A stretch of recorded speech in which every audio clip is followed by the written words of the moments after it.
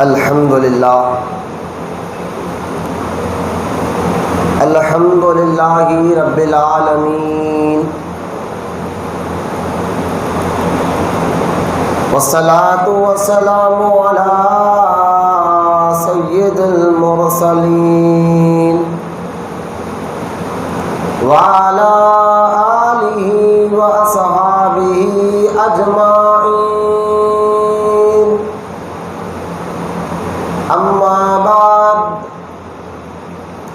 فاعوذ باللہ من الشیطان الرجیم بسم اللہ الرحمن الرحیم سبحان الذی اسری بعبدہ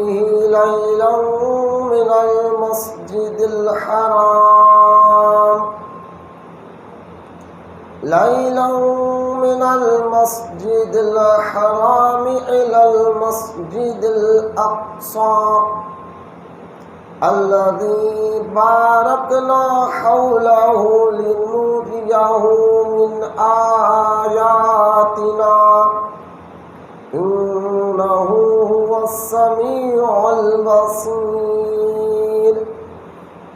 آمنت بالله صدق الله العلي العظيم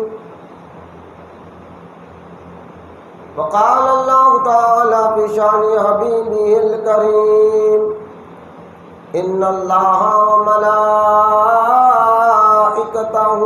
يصلون على النبي يا أيها الذين آمنوا صلوا عليه وسلموا تسليما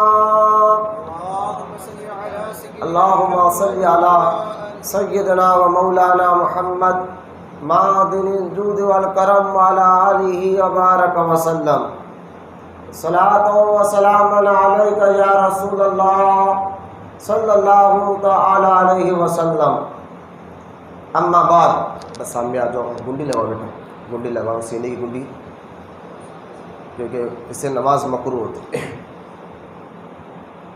ہاں تعریف اور بڑائی صرف اللہ تعالیٰ کے لیے ہے جو سارے جہان کا مالک ہے مختار ہے اور جو سارے جہان کا پالنہار ہے میں اس بات کی گواہی دیتا ہوں کہ اللہ تعالیٰ کے سوا کوئی عبادت کے لائق نہیں وہ ایک ہے اس کا کوئی ساتھی اور شریک نہیں اور میں اس بات کی بھی گواہی دیتا ہوں کہ آپ کے اور ہمارے پیارے آقا اور مولا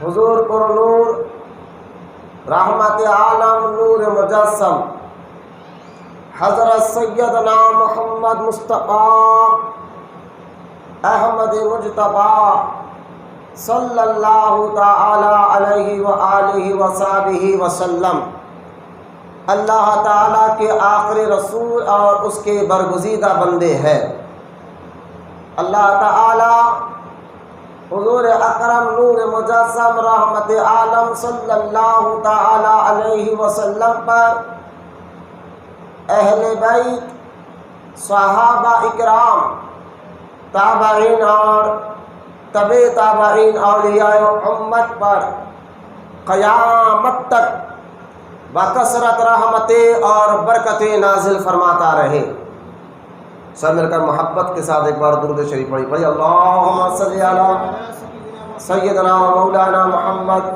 معدن الجود والکرم وعلی آلہ وبارک وسلم صلاۃ و سلام علیک یا رسول اللہ صلی اللہ تعالی علیہ وآلہ وصحبہ وسلم معزز سامعین نوجوان ساتھیوں بزرگوں السلام علیکم ورحمۃ اللہ وبرکاتہ شاید رات کی نیند آپ کی بھی ختم نہیں ہوگی جب آپ سو دے تاکہ آپ اللہ کے گھر میں بیٹھے ہیں اور جذبے کے ساتھ بیٹھے کیونکہ ادب لازم ہے قرآن حدیث کا ٹھیک ہے اس سے سلام کرتا ہوں، جواب سب مل کر دیں گے انشاءاللہ۔ السلام علیکم ورحمۃ اللہ وبرکاتہ۔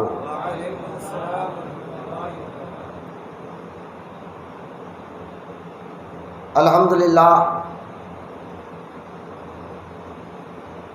آج سب سے پہلے طریقہ اہل سنت و جماعت کے مطابق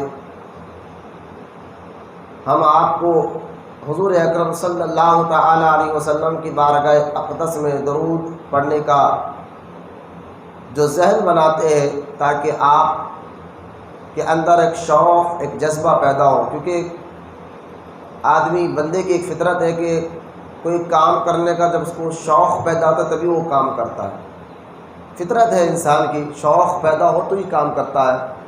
تو درود پاک کا شوق اس لیے آپ کو داخل کیا جاتا ہے، جیسا کہ ہمیں کسی بات میں معلوم ہوتا ہے فلاں کام میں بہت فائدہ ہے تو ہمیں وہ کام کرنے کا شوق پیدا ہو جاتا ہے، یہ کام کرو تو تیرا فائدہ ہوگا۔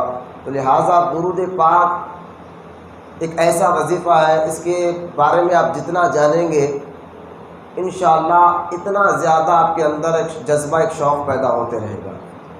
یعنی درود پڑھنے سے اللہ تعالیٰ مشکلوں کو بھی دور فرماتا ہے، مصیبتوں کو بھی دور فرماتا ہے، اور نیکیاں بھی عطا فرماتا ہے، گناہ بھی معاف فرماتا ہے، اور سرکار دو عالم صلی اللہ تعالیٰ علیہ وسلم کی شفاعت بھی قیامت کے دن اللہ تعالیٰ نصیب فرماتا ہے۔ جہاں درود پڑھنے کے اتنے فائدے ہیں، وہاں پر جو درود کوئی نام سن کر بھی حضور پر درود نہیں پڑھتا، تو ایسے واقعات بھی ہماری اس تاریخ میں آئے ہیں کہ ایک آدمی کا انتقال ہوا، اس کو دفنانے کے لیے جب قبر کھودی گئی تو سانپ نظر آیا، لوگوں نے مٹی پر بار دوسری جگہ کھودا تو وہاں پر بھی ایک بڑا سا سانپ نظر آیا، تیسری جگہ کھودا تو وہاں پر وہی سانپ نظر آیا۔ پھر اس سانپ کو اللہ تعالیٰ نے بولنے کی طاقت عطا فرمائی، اس نے کہا کہ میں سانپ نہیں ہوں، میں اس کا عذاب ہوں، تم جہاں بھی کھودو گے میں آؤں گا۔ تو لوگوں نے کہا اس کی وجہ کیا ہے؟ فرمایا یہ آدمی حضور کا نام سن کر بھی درود نہیں پڑھتا تھا۔ تو سستی کاہلی نہ کریں، جب بھی حضور کا نام آئے تو صلی اللہ تعالیٰ علیہ وسلم پڑھے، درود پاک کی کثرت کریں۔ جہاں درود پڑھنے کے بہت سے فائدے ہیں، وہاں درود نہیں پڑھنے پر اللہ تعالیٰ ناراض بھی ہوتا ہے۔ اور ایک اور حدیث مبارکہ میں حضور صلی اللہ تعالیٰ علیہ وسلم نے ارشاد فرمایا، جس نے مجھ پر درود پڑھنا بھول گیا وہ جنت کا راستہ بھول گیا۔ تو لہٰذا درود پڑھنے سے جنت کا راستہ بھی ملتا ہے، یعنی سیدھا راستہ بھی ہمیں ملتا ہے۔ آئیے محبت اور عقیدت کے ساتھ پیارے آقا کریم صلی اللہ تعالیٰ علیہ وسلم کی بارگاہ اقدس میں درود پاک کا نذرانہ پیش کریں۔ پڑھی اللہم صلی علی سیدنا مولانا محمد معدن الجود والکرم علی آلہ وبارک وسلم، صلاۃ و سلام علیک یا رسول اللہ صلی اللہ تعالی علیہ وسلم۔ شب معراج کی رات تو الحمدللہ گزری ہے، رات بھر آپ نے، یقین ہے اللہ اچھا گمان ہے آپ کے ساتھ میرا، یقیناً آپ نے جگہ بھی ہوگا اور سنی علماء کے بیانات بھی سنے ہوں گے، لیکن آج بھی میں ان واقعات اور ان باتوں پر انشاءاللہ آپ کے سامنے گفتگو رکھوں گا جو میں نے کل شام میں یہاں الحمدللہ ہم نے 2 گھنٹے یہاں خطاب کیا ہے رات میں، لیکن آج کچھ باتیں تھوڑا ہٹ کر اور کچھ اہم باتیں آپ کے سامنے رکھوں گا۔ میں دعا کرتا ہوں اللہ تعالیٰ سے مجھے حق بولنے اور آپ کو حق سمجھنے کی توفیق عطا فرمائے۔ ابھی صبح میرے فون پر ایک میسج آیا، اس نوجوان بچے نے ڈالا کہ حضور انٹرنیٹ پر کچھ لوگ کہہ رہے ہیں کہ سرکار دو عالم صلی اللہ تعالیٰ علیہ وسلم کو تو ایک بار معراج ہوئی تھی، تم یہ ہر سال 27 رجب کو کیوں جا کر معراج مناتے ہو؟ اور دوسرا سوال اس نے یہ کیا، پہلا تو ہر سال کیوں مناتے ہو، دوسرا سوال وہی گھسیٹا پیٹا پرانا سوال، کیا حضور نے ہر سال معراج منایا تھا یا صحابہ نے منایا تھا یا ابو بکر صدیق نے، حضرت عمر نے، صحابہ نے نہیں منایا، تم ہر سال معراج کیوں مناتے ہو؟ دوسرا سوال۔ تیسرا سوال یہ اس کا تھا کہ ابھی میں دیکھ کر بولوں گا شاید مجھے ذہن سے وہ بات نکل رہی ہے، لیکن یہ کہنا کہ معراج تو حضور کی ایک بار ہوئی، تم ہر سال کیوں مناتے ہو، آپ اس کا جواب ہم یہ دینا چاہتے ہیں کیونکہ انٹرنیٹ پہ بیان ریکارڈ ہو رہا ہے، انشاءاللہ پھر ہمارے پیج کے ذریعے جائے گا۔ ذکر حبیب کرنا یعنی اللہ کے رسول صلی اللہ تعالیٰ علیہ وسلم کے ذکر کرنا، پہلے تو آپ یہ بتائیے اس میں آپ کو تکلیف کیا ہو رہی ہے؟ اگر قرآن پاک میں اللہ تعالیٰ نے ایاک نعبد و ایاک نستعین کہا ہے، میری عبادت کرو، مجھ سے مدد مانگو، تو اسی قرآن پاک میں اللہ تعالیٰ نے انا اعطیناک الکوثر بھی کہا ہے، جس میں اللہ فرماتا ہے محبوب ہم نے تجھے بے شمار خوبی عطا فرمائی۔ یہ بھی تو قرآن ہے، جہاں پر اللہ تعالیٰ نے ایاک نعبد و ایاک نستعین کہا ہے، تو اسی قرآن پاک میں اللہ تعالیٰ نے یہ بھی کہا والضحیٰ واللیل اذا سجا، جس کا معنی ہے اے محبوب تیرے چہرے کی قسم اور تیرے زلفوں کی قسم، بولتے رہیے سبحان اللہ۔ میں نے یہ بھی تو قرآن کی آیت ہے نا، آپ اپنی عقل سے بات سمجھنے کی کوشش بھی کریں آپ۔ تو جہاں قرآن میں یہ آیا ہے تو یہ بھی تو آیا ہے کہ حضور کی عظمت بھی بیان ہوئی ہے، اور بھی آیت میں چاہتا تو بول سکتا ہوں۔ کہیں پر اللہ تعالیٰ فرماتا ہے والعصر ان الانسان لفی خسر، اے محبوب تیرے زمانے کی قسم، تو کہیں پر اللہ حضور کے زمانے کی قسم کھا رہا ہے، کبھی چہرے کی قسم اٹھا رہا ہے، کہیں پر اللہ تعالیٰ جو ہے شہر مکہ کی قسم اٹھا رہا ہے، تو یہ حضور کی عظمت نہیں ہے تو کیا ہے قرآن کی آیتوں سے۔ اور شب معراج کے بارے میں تو میں نے کل بھی ایک بات کہی تھی، آج پھر آپ کو یہ کہتا ہوں، قرآن پاک میں شب معراج کے بارے میں ایک نہیں 22 آیتیں ہیں۔ کتنی آیتیں ہیں؟ 22 آیتیں ہیں قرآن پاک میں۔ سورہ بنی اسرائیل میں 2 آیتیں ہیں، جو پہلی آیت میں نے پڑھی سبحان الذی اسریٰ، یہ ایک آیت۔ اسی سورہ بنی اسرائیل میں 60 آیت نمبر 60 میں دوسری آیت ہے، اور سورہ نجم میں 18 آیتیں ہیں 20، سورہ زخرف میں ایک آیت 21، اور سورہ سجدہ میں ایک اور آیت ہے 22۔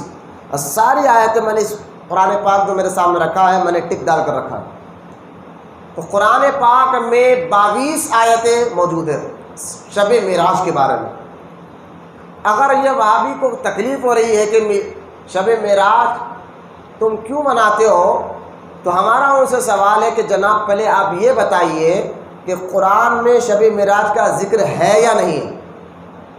تم کو یہ بات ماننا پڑے گا کہ ہے، جو کہ سبحان الذی اسریٰ بعبدہ لیلا، اس کا تو کوئی انکار نہیں کر سکتا، یہ آیا تو ڈائریکٹ ہے، اللہ پر ہمارا پاک ہے وہ ذات جو لے کے اپنے بندے کو، تو لہٰذا قرآن میں تو وہ بات ماننا پڑے گا۔ اب آپ ان سے پوچھیں جب قرآن میں ہے شب معراج کا ذکر قرآن میں ہے، پھر بیان کب کرو گے؟ بیان کب کرو گے؟ تو کہنے لگے بھائی ٹھیک ہے، اصل میں قرآن میں تو ہے شب معراج کا ذکر، لیکن رجب کے مہینے میں نہیں ہوا، ابھی نیا جو ہے طریقہ نکال رہا۔ رجب کے مہینے میں حضور کو شب معراج نہیں ہوئی تھی، ربیع الاول کے مہینے میں ہوئی تھی، کوئی کہتا رمضان کے مہینے میں ہوئی تھی۔ اچھا بھائی کسی بھی مہینے میں ہو، تم نے کبھی منایا؟ اب ہم 27 کو منا رہے ہیں، جبکہ 27 رجب ہی کو تحقیق کر کر بتایا گیا کہ اسی تاریخ کو شب معراج ہوئی ہے۔ لیکن اگر یہ کہہ رہے ہیں رمضان میں ہوئی یا 12 ربیع الاول میں ہوئی، تو کبھی کسی وہابی نے مدرسے میں یا اپنے مسجد میں جلسہ کر کر کہا کہ آ جاؤ ہم آپ کو شب معراج کے بارے میں بتائیں گے؟ جب آپ پورے قرآن کو مانتے ہیں تو قرآن کی ان آیتوں پہ بیان کب ہوگا؟ پھر جب قرآن میں یہ آیتیں بھی ہے تو اس پر بھی تو بیان ہونا چاہیے نا، اس کا بھی تو معنی لوگوں کو بتانا چاہیے نا، اس کی بھی تفسیر تو لوگوں کے سامنے آنا چاہیے نا، کہ سورہ 22 آیت قرآن پاک میں ہے اور آپ کو 22 آیتیں نظر نہیں آئے، اور آج بھی آپ کہہ رہے ہو کہ کیوں منانا ضروری ہے، اور آج پھر جب قرآن میں ہے آپ مانتے ہو تو کہتے نہیں تاریخ رجب کی تاریخ رجب کے مہینے میں نہیں ہوا۔ اچھا بھائی کسی بھی مہینے ہوا کبھی تو آپ مناؤ، چلو آپ کے حساب سے میلاد کے مہینے میں رجب ہوئی شب معراج ہوئی، تو کبھی میلاد کے مہینے میں آپ نے معراج منایا؟ چلو آپ کے کہنے کے مطابق رمضان کے مہینے میں ہوئی، تو کبھی رمضان کے مہینے میں کسی وہابی نے اپنے مدرسے میں جلسہ رکھا کہ آؤ میں آج شب معراج کے بارے میں بتاتا ہوں؟ تو اصل میں ان کو چڑ عظمت مصطفیٰ سے ہے۔ تو یہ بونٹا ان کا جو ہے نا ہر سال کیوں مناتے ہیں؟ ارے بھائی تم اپنے باپ کا برتھ ڈے ہر سال مناتے ہو، تم خود کا برتھ ڈے ہر سال مناتے ہو، جب تمہیں سمجھ میں نہیں آتا حضور کی عظمت کی باتیں اگر ہم ہر سال جو ہے بیٹھ کر حضور کے شان کے متعلق باتیں بتائے لوگوں کو، تو اس سے آپ کو کیا تکلیف ہے؟ اور یہ بتائیے کس نے منع کیا ہر سال کرنے کو؟ پہلے آپ ثبوت دیجئے۔ جیسا یہ کہہ رہا نا کہ حضور نے کیا ہر سال معراج منایا تھا، یا ابو بکر نے ہر سال معراج منایا تھا، حضرت عمر نے ہر سال معراج منایا تھا، تو ہمارا ان سے سوال یہ ہے منع کب کیا تھا؟ اگر یہ معراج کرنا منع ہوتا تو حضور پہلے کہہ دیتے کہ بھائی دیکھو ہر سال تم ایسا جاگو رکھو۔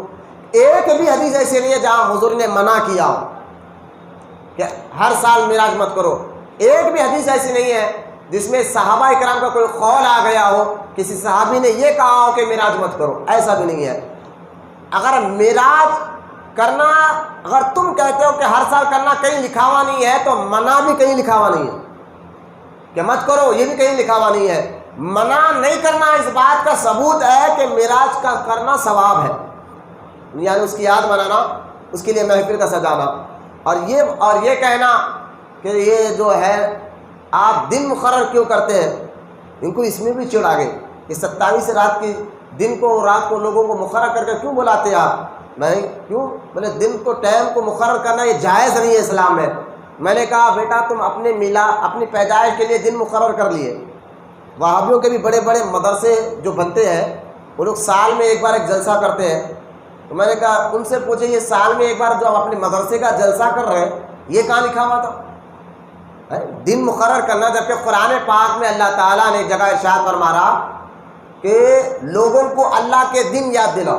بولیے سبحان اللہ، لوگوں کو اللہ کے دن یاد دلاؤ۔ اب بتائیے سارے دن رات مہینے سب اللہ ہی کے لیے نا، لیکن یہ قرآن میں یہ آیت کیوں ہے؟ اللہ یہ کیوں کہہ رہا ہے کہ لوگوں کو اللہ کے دن یاد دلاؤ؟ تو سارے مفسرین کہتے ہیں ان دنوں میں جہاں اللہ کے نیک اور محبوب بندے پیدا ہوئے ہیں، ان دنوں کو یاد دلانا اور لوگوں کو بتانا یہ اللہ کا حکم ہے۔ تو لہٰذا دن کے یہ سارے دن تو اللہ ہی کے ہیں، لیکن دن کو مقرر کر کر لوگوں کو بلا کر حضور کی عظمت بتانا یہ اللہ کا حکم ہے۔ تو یہ ساری یہ بھونڈی باتیں اللہ ان تمام وسوسوں سے ہماری حفاظت فرمائے۔ میں نے پھر کہا قرآن میں 22 آیتیں ہیں، سمجھ کر کتنی آیتیں؟ 22 آیتیں معراج کے بارے میں۔ اور صحیح بخاری میں امام بخاری رحمۃ اللہ تعالیٰ علیہ نے اپنی کتاب صحیح بخاری کی باب الصلاۃ جہاں نمازوں کا ذکر کیا ہے، اس کی پہلی حدیث آپ پڑھ کر دیکھیں کہ امام بخاری رحمۃ اللہ تعالیٰ علیہ نماز کا ذکر کرتے ہیں تو وہاں پر معراج کا ذکر ہے، اور فرماتے ہیں کہ حضور صلی اللہ تعالیٰ علیہ وسلم، امام بخاری کی حدیث تھوڑا سن لیں آپ غور سے، امام بخاری اپنی کتاب میں حدیث نقل فرماتے ہیں کہ اللہ کے رسول صلی اللہ تعالیٰ علیہ وسلم معراج کی رات مقام مجتبیٰ پر گئے، مقام مجتبیٰ پر گئے۔ اب یہاں حدیث پاک میں آیا کہ سرکار فرماتے ہیں مقام مجتبیٰ پر گیا۔ مقام مجتبیٰ ہے کیا؟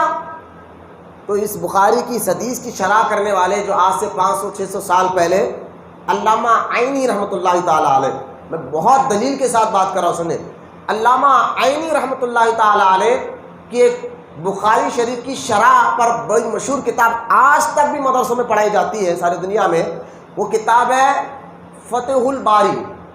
علامہ عینی کی بخاری کی شرح پر فتح الباری کتاب ہے۔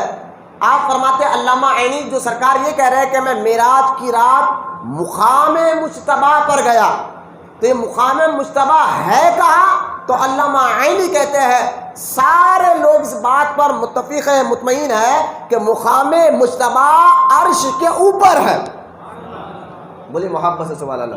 اب بتائیں، میں اتنی دلیل کے ساتھ آپ کو بتا، علامہ عینی کی فتح الباری جو بخاری شریف کی شرح ہے، علامہ عینی خود کہہ رہے ہیں مقام مجتبیٰ عرش کے اوپر ہے۔ تو لہٰذا صحیح بخاری میں حدیث پاک ہے، صحیح مسلم میں باب الایمان میں امام مسلم نے بھی حدیث پاک کو نقل فرمایا۔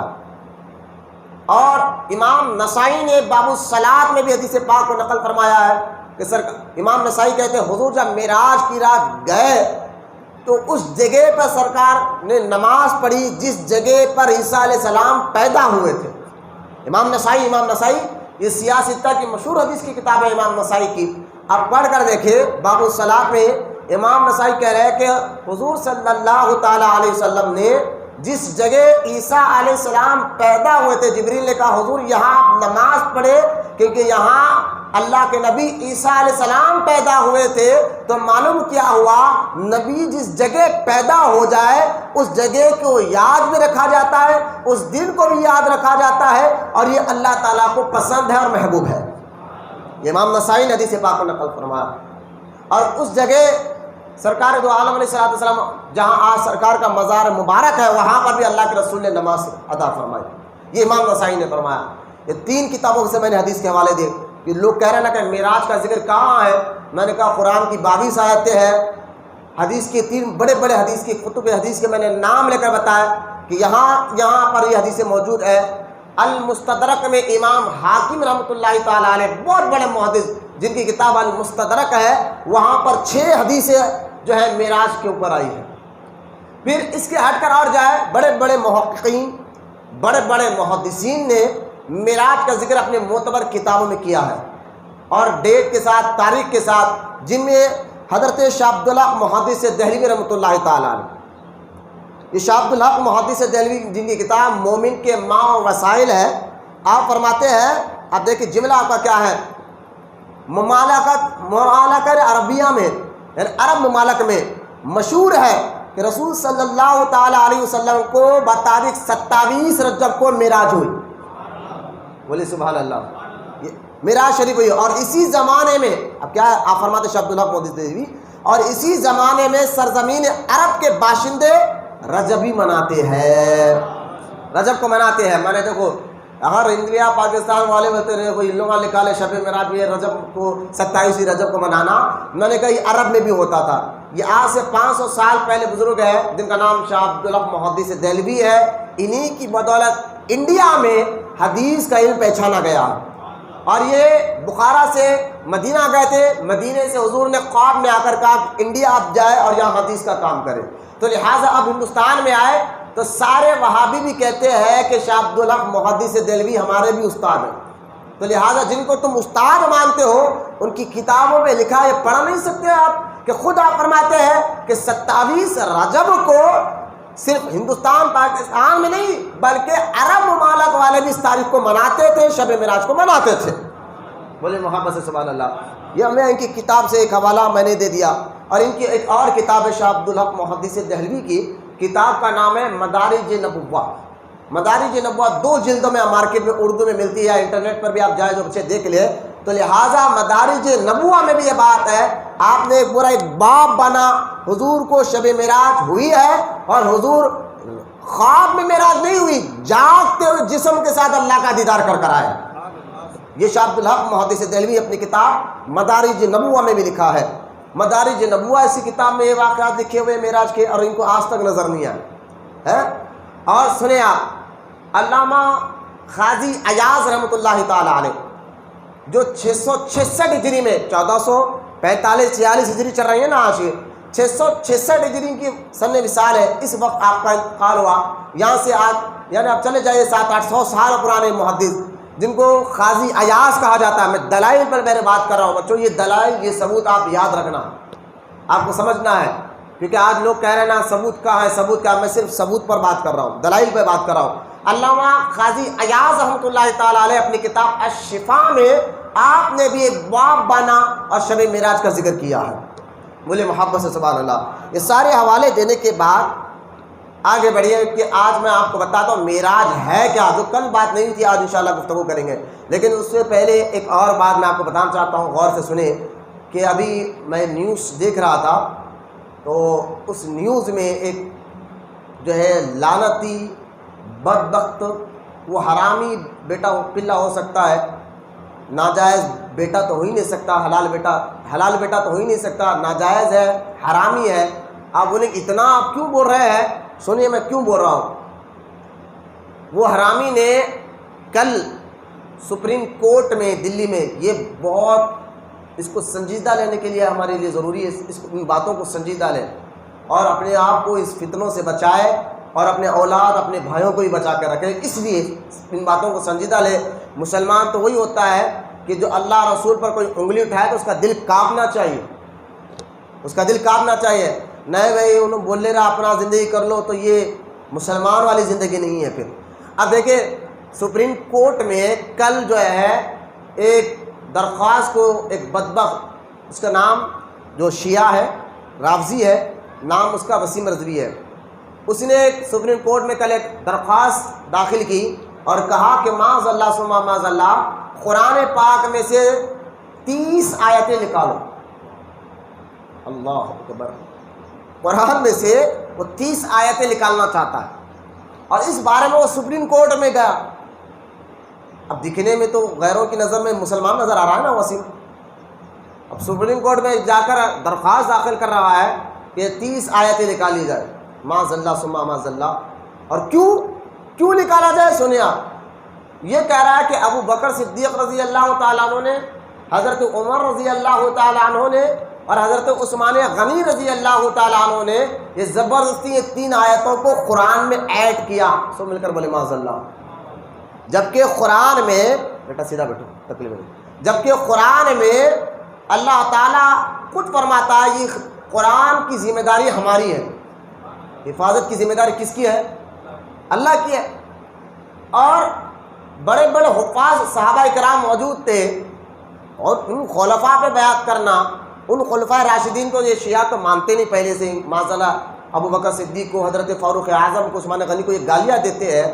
میں ان سے چھوڑیے، ان سے کوئی مطلب ہمیں نہیں ہے، لیکن آج میں آپ کو یہ بتانا چاہتا ہوں، آج جو دور چل رہا ہے، درگاہوں میں اپنے آپ کو سجادہ بولنے والے، متولی بولنے والے اور غوث اعظم کا بیٹا بولنے والے، میں کہتا ہوں اب بھی شرم کرو آپ۔ یہ انٹرنیٹ پہ ریکارڈ ہو رہا ہے، میں جان بوجھ کر کہہ رہا ہوں، اب بھی کہہ رہا ہوں شرم کرو آپ۔ اب اپنے آپ کو سنی بولتے تھے اور یہ چلا کر کہہ رہے تھے نا کہ علی سب سے افضل ہے، علی سب سے افضل ہے، ابو بکر سے افضل، عمر سے افضل۔ آج یہ تمہارے بات اسی وجہ سے غیروں کو بولنے کا موقع مل رہا ہے۔ تم جو ہے نا یہ بول چلائے، آج دیکھو انہیں ایک نیا تندھانا شروع کر دیا، جا کر سپریم کورٹ میں درخواست داخل کر دیا کہ قرآن میں 30 آیتیں نکالو۔ ابو بکر اور عمر اور عثمان نے داخل کری تھی قرآن پاک میں، معاذ اللہ یہ ایڈ کیا تھا ان تینوں نے۔ یہ تو شیعہ تھا، لیکن آپ سپورٹ اس کو کریں، اس لیے اس نے اتنا آگے بڑھا۔ اپنے آپ کو سنی بولنے والے، درگاہ میں بیٹھنے والے، غوث کا بیٹا بولنے والے، یہ چلا کر سارا دن کہہ رہے تھے علی افضل ہے، علی افضل ہے۔ بھائی مولا علی کی افضلیت پر کون انکار کر سکتا ہے؟ لیکن 1400 سال سے سارے مسلمان یہ کہتے ہوئے آ رہے ہیں کہ حضور کے بعد سب سے افضل چاہے ظاہری مسئلہ ہو یا باطنی مسئلہ ہو، ابو بکر صدیق ہے۔ یہ مسئلے میں کوئی مسئلہ تھا ہی نہیں۔ اس کے بعد حضرت عمر ہے، ان کے بعد عثمان غنی، اس کے بعد مولا علی ہے۔ لیکن تم جو ہے یہ الفاظ بول کر غیروں کو بولنے کا موقع دیے۔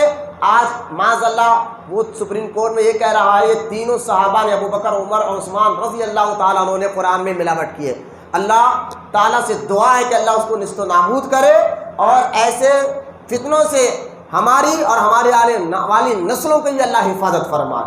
قرآن حق ہے، قرآن کی حفاظت کرنے والا اللہ ہے، اور جو ہے قرآن میں کوئی ملاوٹ نہیں ہے۔ وہ توریت تھی، وہ زبور تھی، وہ انجیل تھی جس میں ملاوٹ کر دی گئی، جس کے اندر ملاوٹ کر دی گئی، لیکن یہ قرآن پاک ہے، رسول پاک صلی اللہ تعالیٰ علیہ وسلم پر نازل کردہ ہے، اور اللہ تعالیٰ نے قرآن میں واضح طور پر یہ بات فرما دی کہ محبوب اس قرآن کی حفاظت ہم کریں گے۔ جب اللہ اس کی حفاظت کرے گا تو اس میں ملاوٹ کیسے ہو سکتی ہے؟ آپ مجھے بتائیے۔ اگر ملاوٹ ہوگی تو کس پر الزام جائے گا؟ حفاظت کرنے والا تو اللہ ہے نا۔ تو لہٰذا اللہ ایسے شیعوں کے فتنوں سے بھی ہماری حفاظت فرمائے، اور جو سنی بن کر شیعوں جیسی بات کر رہے ہیں اللہ ایسے لوگوں سے بھی ہماری حفاظت فرمائے۔ میں حق کہہ رہا ہوں، کچھ جھگڑے کی بات نہیں کر رہا ہوں۔ آپ دیکھیں فیس بک پر بھی، اور وہ نیوز بہت زیادہ کل رات سے آج صبح سے بہت زیادہ نیوز وائرل ہو رہی ہے اس کی، کہ جس معاذ اللہ رونٹے کھڑے ہو گئے جب میں نے یہ نیوز دیکھا کہ یار کیا دور دیکھنا پڑ رہا ہے ہمیں، کہ قرآن کی آیتیں اور اپنے آپ کو دکھنے کا مسلمان ہے تو کافر ہو، لیکن دکھنے کا مسلمان نام لے کر سپریم کورٹ میں داخل کرا کہ قرآن میں سے 30 آیتیں نکالو۔ معاذ اللہ ثم معاذ اللہ۔ اللہ ہم تمام کو ایسے فتنوں سے ہماری حفاظت فرمائے۔ آپ ہوشیار رہے، الرٹ رہے، اور ایسے شیعوں کو سپورٹ کرنے والے اپنے آپ کو پیر بابا کہنے والوں کی صحبت سے بھی آپ بچیں. جو آپ ہوتے تو اپنے آپ کو سنی کہتے ہیں لیکن ساری باتیں شیعوں جیسی کرتے ہیں. ہوتے تو اپنے آپ کو کہتے ہیں ہم غوث اعظم کے بیٹے ہیں لیکن ساری باتیں بدعقیدہ رافضیوں جیسی کرتے ہیں. اللہ تعالیٰ ایسے لوگوں سے بھی ہماری حفاظت فرمائے. درود پاک پڑھے ایک مرتبہ. اللہم صلی علی سیدنا مولانا محمد معدن الجود والکرم وعلی آلہ وبارک وسلم. صلاۃ و سلام علیک یا رسول اللہ صلی اللہ تعالی علیہ وسلم. الغرض یہ قرآن کی آیتیں احادیث آپ تھکے نہ. بہت اہم سی بات میں بتانا چاہتا ہوں. آپ بھی رات بھر کے ماشاءاللہ جگے ہوئے ہیں, میں بھی جگہ. ہم تو تقریریں کل رات میں دو جگہ ہماری تقریر تھی, وہاں کے یہاں کرے تو تقریر ہم بھی کرتے. تھک ہمارے بھی جسم ہے, ہمارا بھی دل ہے, پھیپھڑے ہے, تھکے ہیں. لیکن میں کہتا ہوں یہ دیوانوں کی محفل ہے اور دیوانے کو سارا جہاں دیکھتا ہے, دیوانہ خدا جانے کہاں دیکھتا ہے. تو لہٰذا آپ نظر قرآن حدیث پر رکھیں. انشاءاللہ نہ تھکان محسوس ہوگی نہ نیند محسوس ہوگی. باتیں اہم ہیں, بہت سنو, لیے میں آپ کو سمجھانے کی کوشش کر رہا ہوں. معراج کے بارے میں اگر معراج کو سمجھنا ہے تو آپ کو حضور صلی اللہ تعالیٰ علیہ وسلم کے معجزات کو سمجھنا ہوگا. تو آپ یہ ذریعہ ہے معراج کو سمجھنے کا. اور میں آج معراج کے بارے میں کچھ الگ باتیں, میں نے کہا کل جو باتیں تھیں وہ تھوڑا ہٹ کر باتیں بتاؤں گا انشاءاللہ. آپ غور کریں, نبی جو ہوتے ہیں کم و بیش 1,24,000 اس دنیا میں نبی آئے ہیں. اور نبیوں کو ماننا, دیکھیں جیسا اللہ پر ایمان لانا ہر مسلمان کے لیے ضروری ہے کہ اللہ ہے, ایک ہے, اس کے ذات و صفات میں کوئی شریک نہیں ہے, وہ ہے, خود سے ہے, اس کو کسی نے پیدا نہیں کیا, اللہ نے کسی کو پیدا نہیں کیا. تو لہٰذا ان ساری باتوں پر ایمان لانا ہر مسلمان کے لیے ضروری ہے. جس طرح اللہ پر یقین رکھنا, ایمان لانا ضروری ہے, اسی طرح نبیوں پر بھی ایمان لانا آپ کے لیے ضروری ہے. سارے نبیوں پر آمن رسول کہہ کر اللہ پاک نے فرما دیا سارے رسول, سارے نبی پر ایمان لانا. اور کیسے لانا چاہیے ایمان کس کو کہتے ہیں؟ بس مان لیا, اب اس کے بارے میں شک نہیں کرنا. تو سارے نبیوں کے بارے میں آپ کو یہ جاننا ضروری ہے کہ نبی, پہلے آپ نبی کو سمجھے, اس کے بعد معجزہ آپ کو سمجھ میں آئے گا. معجزے سے آپ, یہ میں ایک ذریعہ بتا رہا ہوں معراج سمجھنے کا, ایک راستہ آپ کو لے کر چل رہا ہوں. تو سارے نبیوں کے بارے میں بحر شریعت میں یہ مسئلہ درج ہے کہ نبی کو مانتے ہو تو ماننا کیسے چاہیے. تو آپ فرماتے بحر شریعت کے مصنف, سنو یہ طریقہ ہے, یہ فرض ہے سیکھنا. آپ فرماتے ہیں کہ نبی دنیا میں آ کر تقوی, پرہیزگاری, عبادت کر نبی نے ملتا. یعنی نبوت کا جو مقام ہے عبادت سے نہیں ملتا. تقوی کرنا, پرہیزگاری کرنا, 50 سال 70 سال اللہ کی عبادت کر رہا ہے, سو نہیں رہا ہے, کہ آپ سمجھتے کہ ایسا کرنے والے کو اللہ نبی بنائے؟ نہ. بحر شریعت میں ہے کہ نبی نہ کالج میں پڑھ کر, نہ یونیورسٹی میں پڑھ کر, نہ وہ جو ہے دنیا میں آ کر جو ہے تقوی عبادت خوب عبادت کرے تو اللہ اس کو نبی بنا دے, ایسا نہیں ہے. بلکہ نبی اللہ تعالیٰ پہلے سے نبیوں کو نبوت دے کر دنیا میں بھیجتا ہے. یعنی نبوت محنت اور مشقت سے نہیں, اللہ کے فضل سے ملتی ہے. اور اللہ جس کو چن لیتا ہے اسے کو نبی بناتا ہے. اور نبی کم و پیش دنیا میں 1,24,000 آئے ہیں, تو ان کو اللہ تعالیٰ نے چنا اور چن کر نبی بنا کر دنیا میں بھیجا ہے. تو یہ بن کر آئے ہیں, اور دنیا میں آ کر نبی نہیں بنا جاتا, یہ اللہ کا فضل ہے, جسے چاہے چن لیتا ہے. لیکن یہ اور بات ہے, اب قیامت تک کوئی نبی آنے والا نہیں ہے. ہمارے نبی خاتم نبیین ہے, اب نبوت کا دروازہ بند ہو گیا ہے, قیامت تک کوئی نبی آنے والا نہیں ہے. تو پہلا عقیدہ یہ آپ کو یہ رکھنا ہے نبیوں کے بارے میں کہ نبی دنیا میں نہیں بنتا, اللہ تعالیٰ پہلے سے نبی بنا کر دنیا میں ان کو بھیجتا ہے. یہ ایک بات یاد رکھیں. ایک بات. دوسری بات, نبی کو اللہ انسان بنا کر بھیجتا ہے. یہ بھی سنیے, نبی انسانی ہوتا ہے, فرشتہ نہیں ہوتا, جن نہیں ہوتا, نبی انسان ہوتا ہے. نبی کو بشر ماننا, انسان ماننا ہر مسلمان کے لیے ضروری ہے. اس لیے ہم سارے نبیوں کے سردار کو بھی ہم کیا پڑھتے ہیں؟ کلمہ طیبہ میں عبدہ و رسول, کلمہ شہادت میں ہم جو پڑھتے ہیں عبدہ, ہم اللہ کے بندے اور اس کو رسول مانتے ہیں. ٹھیک ہے. تو لہٰذا نبی بشر ہوتے ہیں, انسان ہوتے ہیں. لیکن سنیں آگے کے بعد, نبی بشر تو ہوتے ہیں, انسان تو ہوتے ہیں, لیکن کوئی انسان نبی کی طرح نہیں ہوتا. بولے محبت سے سبحان اللہ. آپ سنیں, ہوتے تو انسان ہی نبی, لیکن کوئی انسان نبی کی طرح نہیں ہوتا. مطلب یہ ہے کہ نبیوں کو اللہ جو کمال دے کر بھیجتا ہے، ہوتے تو بشر ہے، ہوتے تو انسان ہے، لیکن کوئی انسان نبی کی طرح نہیں ہوتا۔ کیوں؟ کیونکہ دیکھیں تمہارے جسم سے نکلے پسینہ تو بدبو بنتا ہے، اور نبی کے جسم سے جو پسینہ نکلتا ہے وہ خوشبو بنتا ہے۔ بولنا محبت سے سبحان اللہ۔ اور نبیوں کو اللہ کوئی عیب نہیں دیتا، جیسا کہ بعض جنوں کو ہم دیکھ کر گن کھاتے ہیں، اس کے قریب نہیں جانا، اس سے بات نہیں کرنا، تو نبیوں میں کوئی ایسا عیب نہیں ہوتا، بلکہ نبیوں کا ایسا کمال دے کر اللہ تعالیٰ دنیا میں بھیجتا ہے، جو ان کو دیکھتا ہے تو دل چاہتا ہے کہ ان کے ساتھ بیٹھنا چاہیے، بات کرنا چاہیے اور ان کی بات ماننا چاہیے۔ بات کو بعض عالموں کو آپ نے دیکھا ہوگا نا کہ یار کیا بات ہے کہ ان کے ساتھ بیٹھنا چاہیے، ان کے ساتھ اٹھنا چاہیے، ان کی بات سننا چاہیے۔ تو جب ایک تقویٰ پرہیزگاری کرنے والے عالم کی صحبت میں بیٹھنے کا ہمارا دل چاہتا ہے، تو نبی تو سارے انسانوں میں اونچا مقام رکھتا ہے، تو اس نبی کو اللہ ایسا کمال دیتا ہے، ایسے خوبیاں عطا فرماتا ہے، جس کو دیکھ کر بشر کا، عام آدمی کا دل خود بخود اس کی طرف کھینچا چلا جاتا ہے۔ یہ بات ہے، نبی میں کوئی عیب نہیں ہوتا۔ بولے محبت سے سبحان اللہ۔ سنیں، اور تیسری بات، نبی معصوم ہوتے ہیں۔ نبی، یہ ماننا آپ کے لیے ضروری ہے۔ معصوم مطلب کیا ہے؟ معصوم کا مطلب یہ ہے کہ نبیوں سے کوئی گناہ ہو ہی نہیں سکتا، نبیوں سے کوئی گناہ، کوئی غلط کام ہو ہی نہیں سکتا، کیونکہ اللہ تعالیٰ ان کو اس سے کرنے ہی نہیں دیتا، اور وہ معصوم ہوتے ہیں۔ ایک فرشتے اور نبی، ان دونوں کے بارے میں ہر مسلمان کو یہ ماننا ضروری ہے کہ نبی اور فرشتے معصوم ہوتے ہیں، ان سے کوئی گناہ نہیں ہو سکتا۔ اگر کوئی نبی کو نبی مانے اور کہے نبی سے بھی گناہ ہوئی، نبی سے بھی غلطی ہوئی، جیسا کہ کچھ لوگ کہتے ہیں آدم علیہ السلام سے تو گناہ ہوا تھا معاذ اللہ، جنت میں خطا ہوئی تھی، دیکھو وہ گناہ نہیں تھا، وہ بھول تھی، کرنا کچھ چاہتے تھے ہوا کچھ، اور وہ بھول ہونا اچھا ہی تھا نا، نبی کی بھول ہمارے لیے رحمت بن گئی۔ بولے کیسے؟ بولے وہ بھول نہیں کرتے تو رحمت للعالمین ہمیں کیسے ملتے؟ مطلب سمجھے نہیں کہ آدم علیہ السلام کو آسمان سے اتارنے کا تو ایک بہانہ تھا، اثر رب کو اپنے مصطفیٰ کی محفل سجانا تھا۔ تو خیر، نبیوں سے گناہ نہیں ہوتا، یہ ماننا چاہیے آپ کو، یہ عقیدہ ہے بار شریعت کا۔ اور یہ اگر کوئی نبی کو معاذ اللہ گناہ کا یہ سمجھتا ہے کہ نبی بھی گناہ کرتے ہیں، نبی سے بھی غلط کام ہوتا ہے، تو وہ کافر ہو جائے گا، مسلمان نہیں رہے گا۔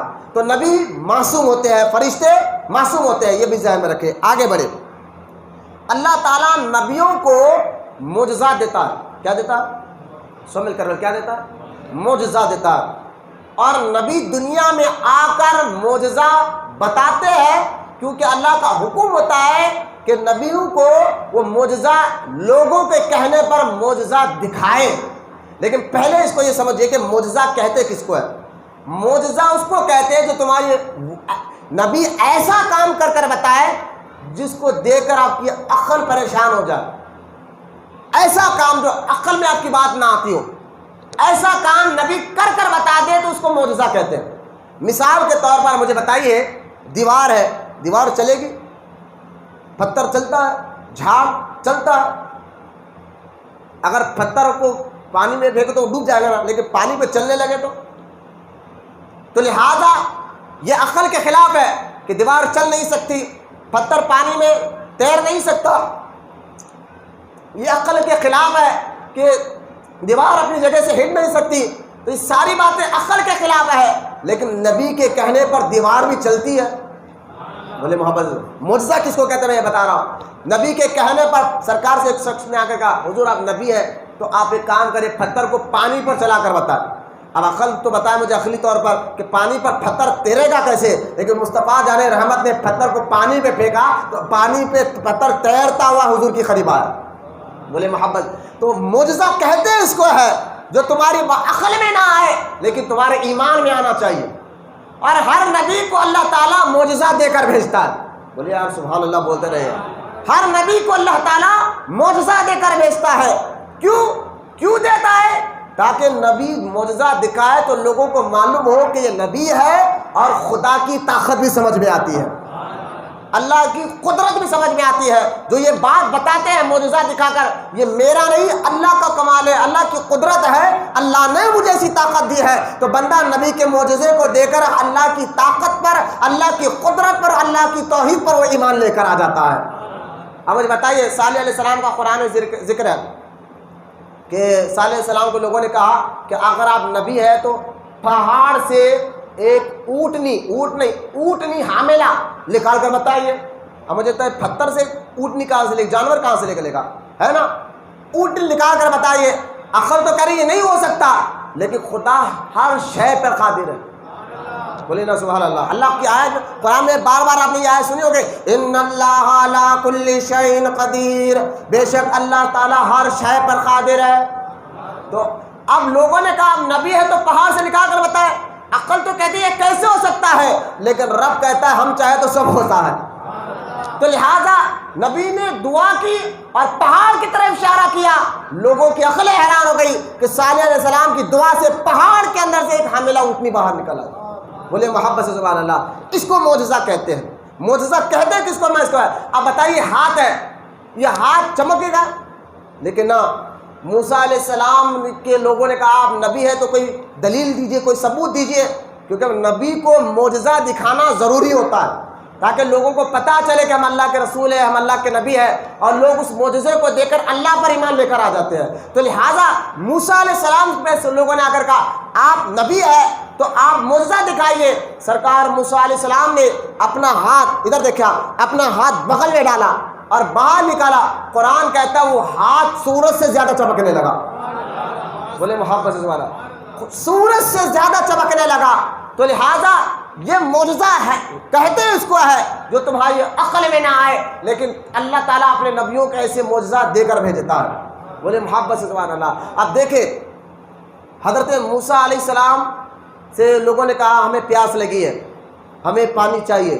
موسیٰ علیہ السلام نے اپنے ہاتھ میں عصا تھا, پتھر پر مارا تو پانی کے 12 چشمے باہر نکلے. کتنے؟ 12 چشمے باہر نکلے. کیونکہ موسیٰ علیہ السلام کے قوم کے 12 قبیلے تھے, اس لیے ہر قبیلہ اللہ چاہتا تھا کہ ہمیں الگ الگ حصے سے پانی ملے. 12 چشمے باہر نکلے. لیکن مجھے ایک بات بتائیے, پانی نکلتا ہی زمین سے ہے نا, پانی نکلتا ہی پہاڑ سے ہے, پتھر سے ہے. آپ نے موسیٰ علیہ السلام نے پتھر پر عصا مارا, پانی کے 12 چشمے نکلے. میں اس معجزے کے پر لاکھوں, موسیٰ علیہ السلام پر لاکھوں سلام. لیکن آؤ حدیبیہ کا میدان ہے, ہمارے نبی کی بات کر رہا ہوں, حدیبیہ کا میدان ہے. 1400 صحابہ پیاس سے تڑپ رہے ہیں. حضور کی بارگاہ میں آئے, کہا یا رسول اللہ پیاس لگی ہے, پانی ختم ہو گیا ہے, برتنوں میں پانی نہیں ہے, ہم جانور بھی پیاس سے تڑپ رہے ہیں. اللہ کے رسول علیہ السلام نے فرمایا ایک مشکیزہ لے کر آؤ. مشکیزہ لایا گیا تو سرکار نے اپنے انگلیوں سے میں رکھ دیا. مطلب پانی پتھر سے نکلتا, موسیٰ علیہ السلام نے مار کر پانی نکالا, کبھی انگلیوں سے پانی نکلتا ہے. لیکن حضور نے ایسا معجزہ کر کر بتایا, اپنے مبارک انگلیاں اس مشکیزے میں رکھے. صحابہ کہتے ہیں واللہ ہم نے دیکھا حضور کے انگلیاں مبارک سے پانی کے چشمے بہ رہے تھے. بولے محبت سے سبحان اللہ. پانی کے چشمے بہ رہے تھے. ہم نے بھی پیا, تمام صحابہ نے بھی پیا. 1400 صحابہ تھے میدان میں, سب نے پانی پیا اور برتنوں میں بھی بھر لیا, اور پھر بھی پانی میں کوئی کمی نہیں آئی.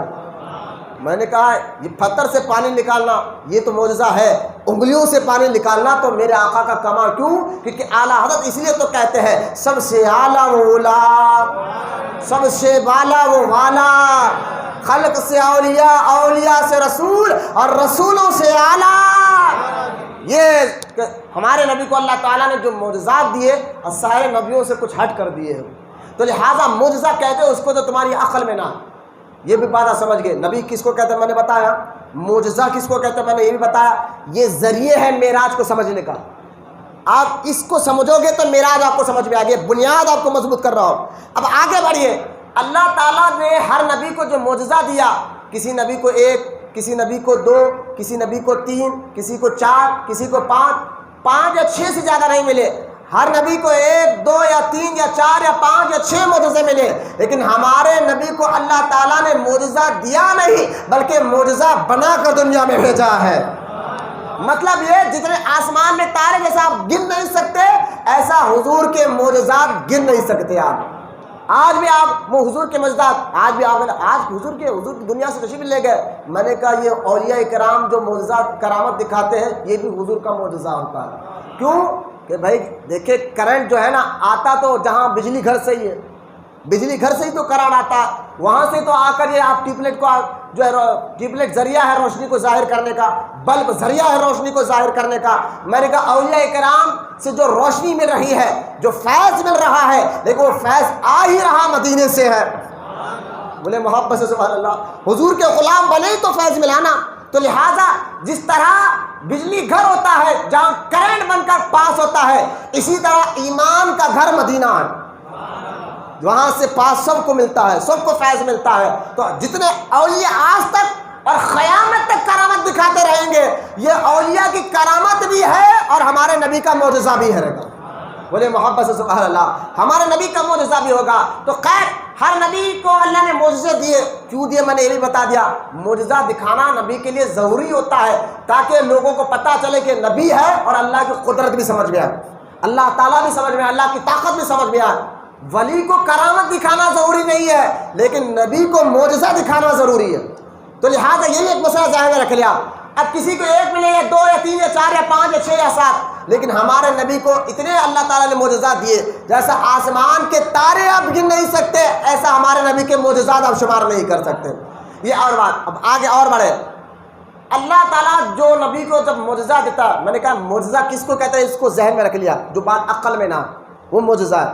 لیکن یہ بھی بات میں آپ کو بتاتا چلوں، اللہ تعالیٰ جب کسی نبی کو معجزہ دے کر دنیا میں بھیجتا ہے نا، تو دنیا میں جیسے لوگ ہوتے ہیں، سنیں یہ بات، جیسے لوگ ہوتے ہیں ان لوگوں کے مطابق اللہ تعالیٰ نبی کو معجزہ دیتا ہے۔ بولے جیسے دنیا میں، اب جیسا کہ داؤد علیہ السلام کے دور میں لوگ جو ہے نا پہاڑوں کو غار بنا لیتے تھے آسانی کے ساتھ، ایسے لوگ تھے۔ اب سوچئے پہاڑ، آج بھی حرم شریف کے آپ آگے جائیں گے تو آپ کو دیکھیں بڑے بڑے پہاڑ ملیں گے، پہاڑوں کے اندر پھاڑ کر وہ لوگ روم بناتے، گھر بنا لیتے۔ تو کیسے طاقتور لوگ تھے ہوں گے جو پہاڑوں کو چیر کر گھر بنا رہے ہیں، روم بنا رہے ہیں۔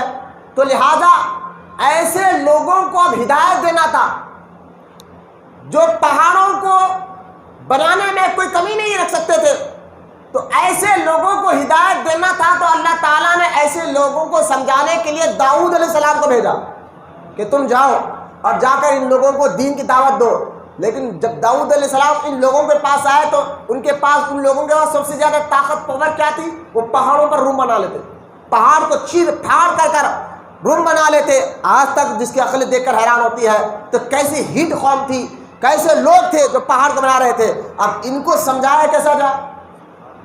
ایسے لوگوں میں نبی آئیں گے نا، ان کو خدا کو سمجھانا ہے، توحید سمجھانا ہے، تو نبی کو کیا خوبی دینا ہوگا؟ جو کام یہ کر کر بتا رہا ہے اس سے زیادہ نبی کر کر بتا۔ بولے نا محبت سے والا، اس سے زیادہ نبی کر کر بتا ہے۔ داؤد علیہ السلام آئے، دیکھا میری قوم میں ایسے لوگ ہیں جو پہاڑوں کو ایسے فن رکھتے ہیں، پہاڑ کو چیر کر روم بنا سکتے ہیں۔ اب ان کو سمجھانا ہے کہ خدا کا میں نبی ہوں، تو سمجھاؤں کیسے؟ اللہ نے کہا داؤد میں ایک ایسا معجزہ تجھے دیتا ہوں، ان کو بتا یہ تو پہاڑوں کو نرم کر دیتے ہیں، لہٰذا تیرے ہاتھ میں نے لوہے کو دیا، تو لوہے کو نرم کر کر بتا دے۔ بولے نا محبت سے سبحان اللہ۔ اب داؤد علیہ السلام کو اللہ تعالیٰ نے معجزہ دیا، وہ حیران ہو گئے، یار ہم جس اوزار سے، جس ہتھیار سے پہاڑ کو چھنی کر روم بناتے تھے، یہ نبی ہے اور اس اوزار کو ہی نرم کر دے رہے ہیں۔ ان کے ہاتھ میں لوہا لبر کی طرح کر دیا گیا ہے، ادھر چاہے تو موڑو، ادھر چاہے تو موڑو۔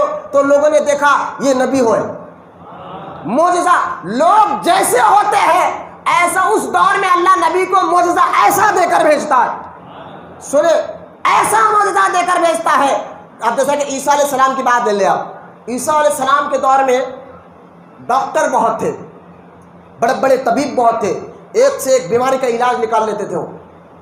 اب ایسے لوگوں کو سمجھانے کے لیے عیسیٰ علیہ السلام کو بھیجنا تھا، جہاں پر بڑے بڑے ڈاکٹر تھے، بڑے بڑی دوائیں لے کر رہے تھے۔ اب مجھے بتائے، اب ایسے لوگوں کو دین سمجھانا ہے، اب ایسے لوگوں کے بیچ میں عیسیٰ علیہ السلام کو بھیجا گیا، تو کیا کمال دیا جائے؟ بھائی ڈاکٹر زیادہ ہے نا، سب سے زیادہ کمال اس دور میں ان لوگوں کا طب پر تھا، ڈاکٹری پہ تھا، سب سے زیادہ کمال، سب سے زیادہ خوبی۔ وہ سب سے بڑا ڈاکٹر ہوتا جو بڑی سے بڑی بیماری کا علاج نکال کر بتائے۔ تو لہٰذا ایسے لوگوں کو دین سمجھانا ہے، نبی کو بھیجا گیا۔ میں یہی تو آپ کو سمجھانا چاہتا ہوں، اللہ کرے آپ کو یہ بات سمجھ میں آ جائے۔ اللہ تعالیٰ دور کے حساب سے جس دور میں نبی کو بھیجتا ہے، جو دور میں جو کام بڑے بڑے لوگ کرتے ہیں، اس سے بڑا کام نبی کو دے کر بھیجتا ہے، نبی کو ایسا کمال دے کر بھیجتا ہے۔ تو عیسیٰ علیہ السلام کے دور میں کمال طب کا تھا، ڈاکٹری کا تھا، بڑی بڑی بیماری کا وہ علاج کر رہے تھے، لیکن کچھ ایسی بیماری تھے جو اس کا علاج ان کو نہیں آتا تھا، تو لہٰذا وہ بیماری تھی اندھے پن کی دور کرنا یا نابینا کو دور کرنا، پیدائشی اندھے کی روشنی کو دور کرنا، یہ کر نہیں پا رہے تھے۔ بھائی پیدائشی اندھا اس کو روشنی کون لائے؟ یہ وہ کر نہیں پا رہے تھے۔ برس کی بیماری ویٹ دھبے والی وہ کر نہیں پا رہے تھے۔ اب ایسے دور میں عیسیٰ علیہ السلام کو بھیجا گیا، انہوں نے کہا میں نبی ہوں۔ لوگوں نے کہا بھائی آپ کے اندر کمال کیا، مانے کہ آپ نبی ہے، اب کیسے ہم مان لیں؟ تو انہوں نے کہا سنو یہ اندھا ہے نا ماں پہ، بولے ہاں۔ عیسیٰ علیہ السلام نے ہاتھ لگایا تو اللہ نے روشنی عطا فرما دی۔ اور وہ حیران ہے یار، ہماری طب ہماری ڈگریاں فیل ہے، یہ بندہ تو وہ کام کر کر بتا رہا ہے جو ہمارے اندر آج تک کسی نے نہیں کیا، تو لہذا مان گئے لوگ کہ اللہ کے نبی اور رسول ہے۔ دور کے حساب سے اللہ معجزے دیتا، میں سمجھانا چاہتا ہوں۔ عیسیٰ علیہ السلام کو اللہ نے ایسی خوبی عطا فرمائی، مادر ذات ہم لوگ کو ہاتھ لگا دیتے روشنی آ جاتی، اور برس بھی بیماری والوں کو ہاتھ لگا دیتے، ارے اس کو اللہ صحت دے دیتا۔ یہاں تک کہ عیسیٰ علیہ السلام کے سامنے اگر کوئی مردہ آ جاتا اور عیسیٰ علیہ السلام کہتے قم بإذن اللہ، اٹھ اللہ کے حکم سے، تو وہ مردہ زندہ ہو جایا کرتا تھا۔ بولے محبت سے سبحان اللہ۔ وہ ڈاکٹر بولے یار مردے کو زندہ کرنا یہ واقعی نبی کا کام ہے، مادر ذات ہندوں کو روشنی دلانا یہ واقعی نبی کا کام ہے۔ ان کے اندر جو طاقت ہے وہ خدا کی طاقت ہے، لہٰذا ان معجزات کو دے کر انہوں نے ایمان لایا اللہ پر۔ تو لہٰذا دور کے حساب سے اللہ تعالیٰ نبیوں کو معجزہ دیتا ہے۔ عیسیٰ علیہ السلام کے دور میں طب کا مسئلہ تھا، اس لیے عیسیٰ علیہ السلام کو ایسے معجزات دیے گئے۔ داؤد علیہ السلام کے دور میں پہاڑوں کو نرم کیا جا رہا تھا، تو داؤد علیہ السلام کو ہاتھ میں لوہے کو نرم کر کر یہ معجزہ دے کر لوگوں کو بتایا گیا خدا کی طاقت پہ۔ اب آؤ باری آئی ہمارے نبی کی، اور بولے سبحان اللہ، باری آئی آمینہ کے لال کی، باری آئی مصطفیٰ جان رحمت کی۔ حضور اس دور میں آ رہے تھے جس دور میں لوگ چاند پہ جانے کا دعویٰ کر رہے ہیں، ہاں بولے سبحان اللہ۔ آج سائنس ٹیکنالوجی نے دعویٰ کر دیا کہ ہم چاند پر گئے ہیں، چاند پر گئے ہیں، آسمانوں پر اڑ رہے ہیں، پلین اڑ رہے ہیں۔ سائنس اتنی ترقی کرے گی، نبی کے دور ہوگا، مصطفیٰ کا دور ہوگا، یہ اللہ جانتا تھا، یہ اللہ جانتا تھا، کیونکہ اللہ ہر چیز کا جاننے والا ہے۔ اللہ کو معلوم ہے اب میرا محبوب جا رہا ہے، میرا کملی والا جا رہا ہے، میرا مصطفیٰ جا رہا ہے، لہٰذا اب ایسا دور ہوگا۔ اس کے دور میں سائنس بہت ترقی کرنے والی ہے، ٹیکنالوجی بہت ترقی کرنے والی ہے، ایک سے ایک آلے نکل جائیں گے، ایک سے ایک ایئرپلین نکل جائیں گے، اور یہاں تک کہ میرے محبوب کے دور میں لوگ چاند پر جانے کا دعویٰ کریں گے۔ اللہ سارے چیزوں کا علم رکھنے والا ہے، تو اللہ تعالیٰ نے کہا محبوب ہم تو ہر نبی کو دور کے حساب سے معجزے دیتے ہیں، اب تیرے دور میں تو لوگ چاند پر جانے کا دعویٰ کریں گے، جبکہ میرے اور آپ کے اعلیٰ حضرت رحمۃ اللہ تعالیٰ نے فرماتے ہیں یہ جو دعویٰ کر رہے ہیں سائنسدان کہ ہم چاند پر گئے ہیں، وہ چاند پر جا ہی نہیں سکتے، اس کے بعد دلیلیں آپ دی ہے، لیکن یہ دعویٰ تو کر رہے ہیں۔ انگلینڈ کہتا ہے ہم چاند پر چلے گئے، امریکہ کہتا ہے کہ ہم چاند پر چلے گئے، اور یہاں تک کہ امریکہ نے تو یہ اعلان بھی کر دیا کہ چاند پر ہم ایک زمین بھی بسائیں گے اور ایک بستی بھی بسائیں گے، وہاں ایک شہر بھی بسائیں گے۔ لہٰذا یہ اس کا دعویٰ ہے۔ میں آپ کو سمجھانا یہ چاہتا ہوں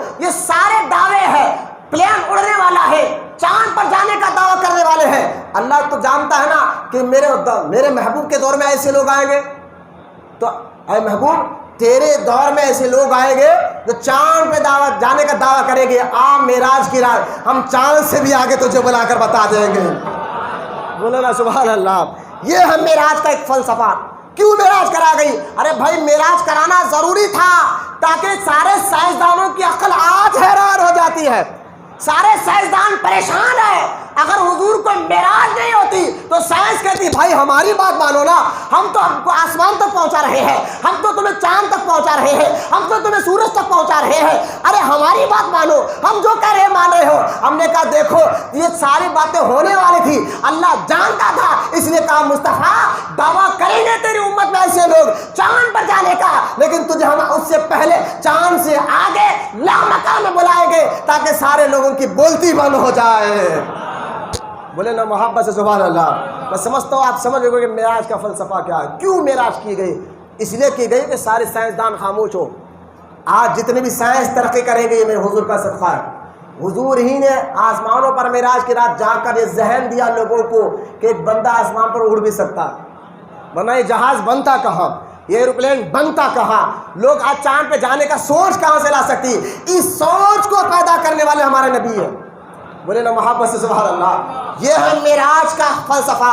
اس کو آج سمجھ جائے کہ اللہ تعالیٰ نے کس طرح سے ہمارے آقا علیہ السلام کو ترقی عطا، معجزات عطا فرمائے ہیں۔ اچھا سنیے آپ ایک اور بات، حضور کو جتنے معجزے اللہ تعالیٰ نے عطا فرمائے لیکن وہ حضور کے شان کے مطابق نہیں ہے۔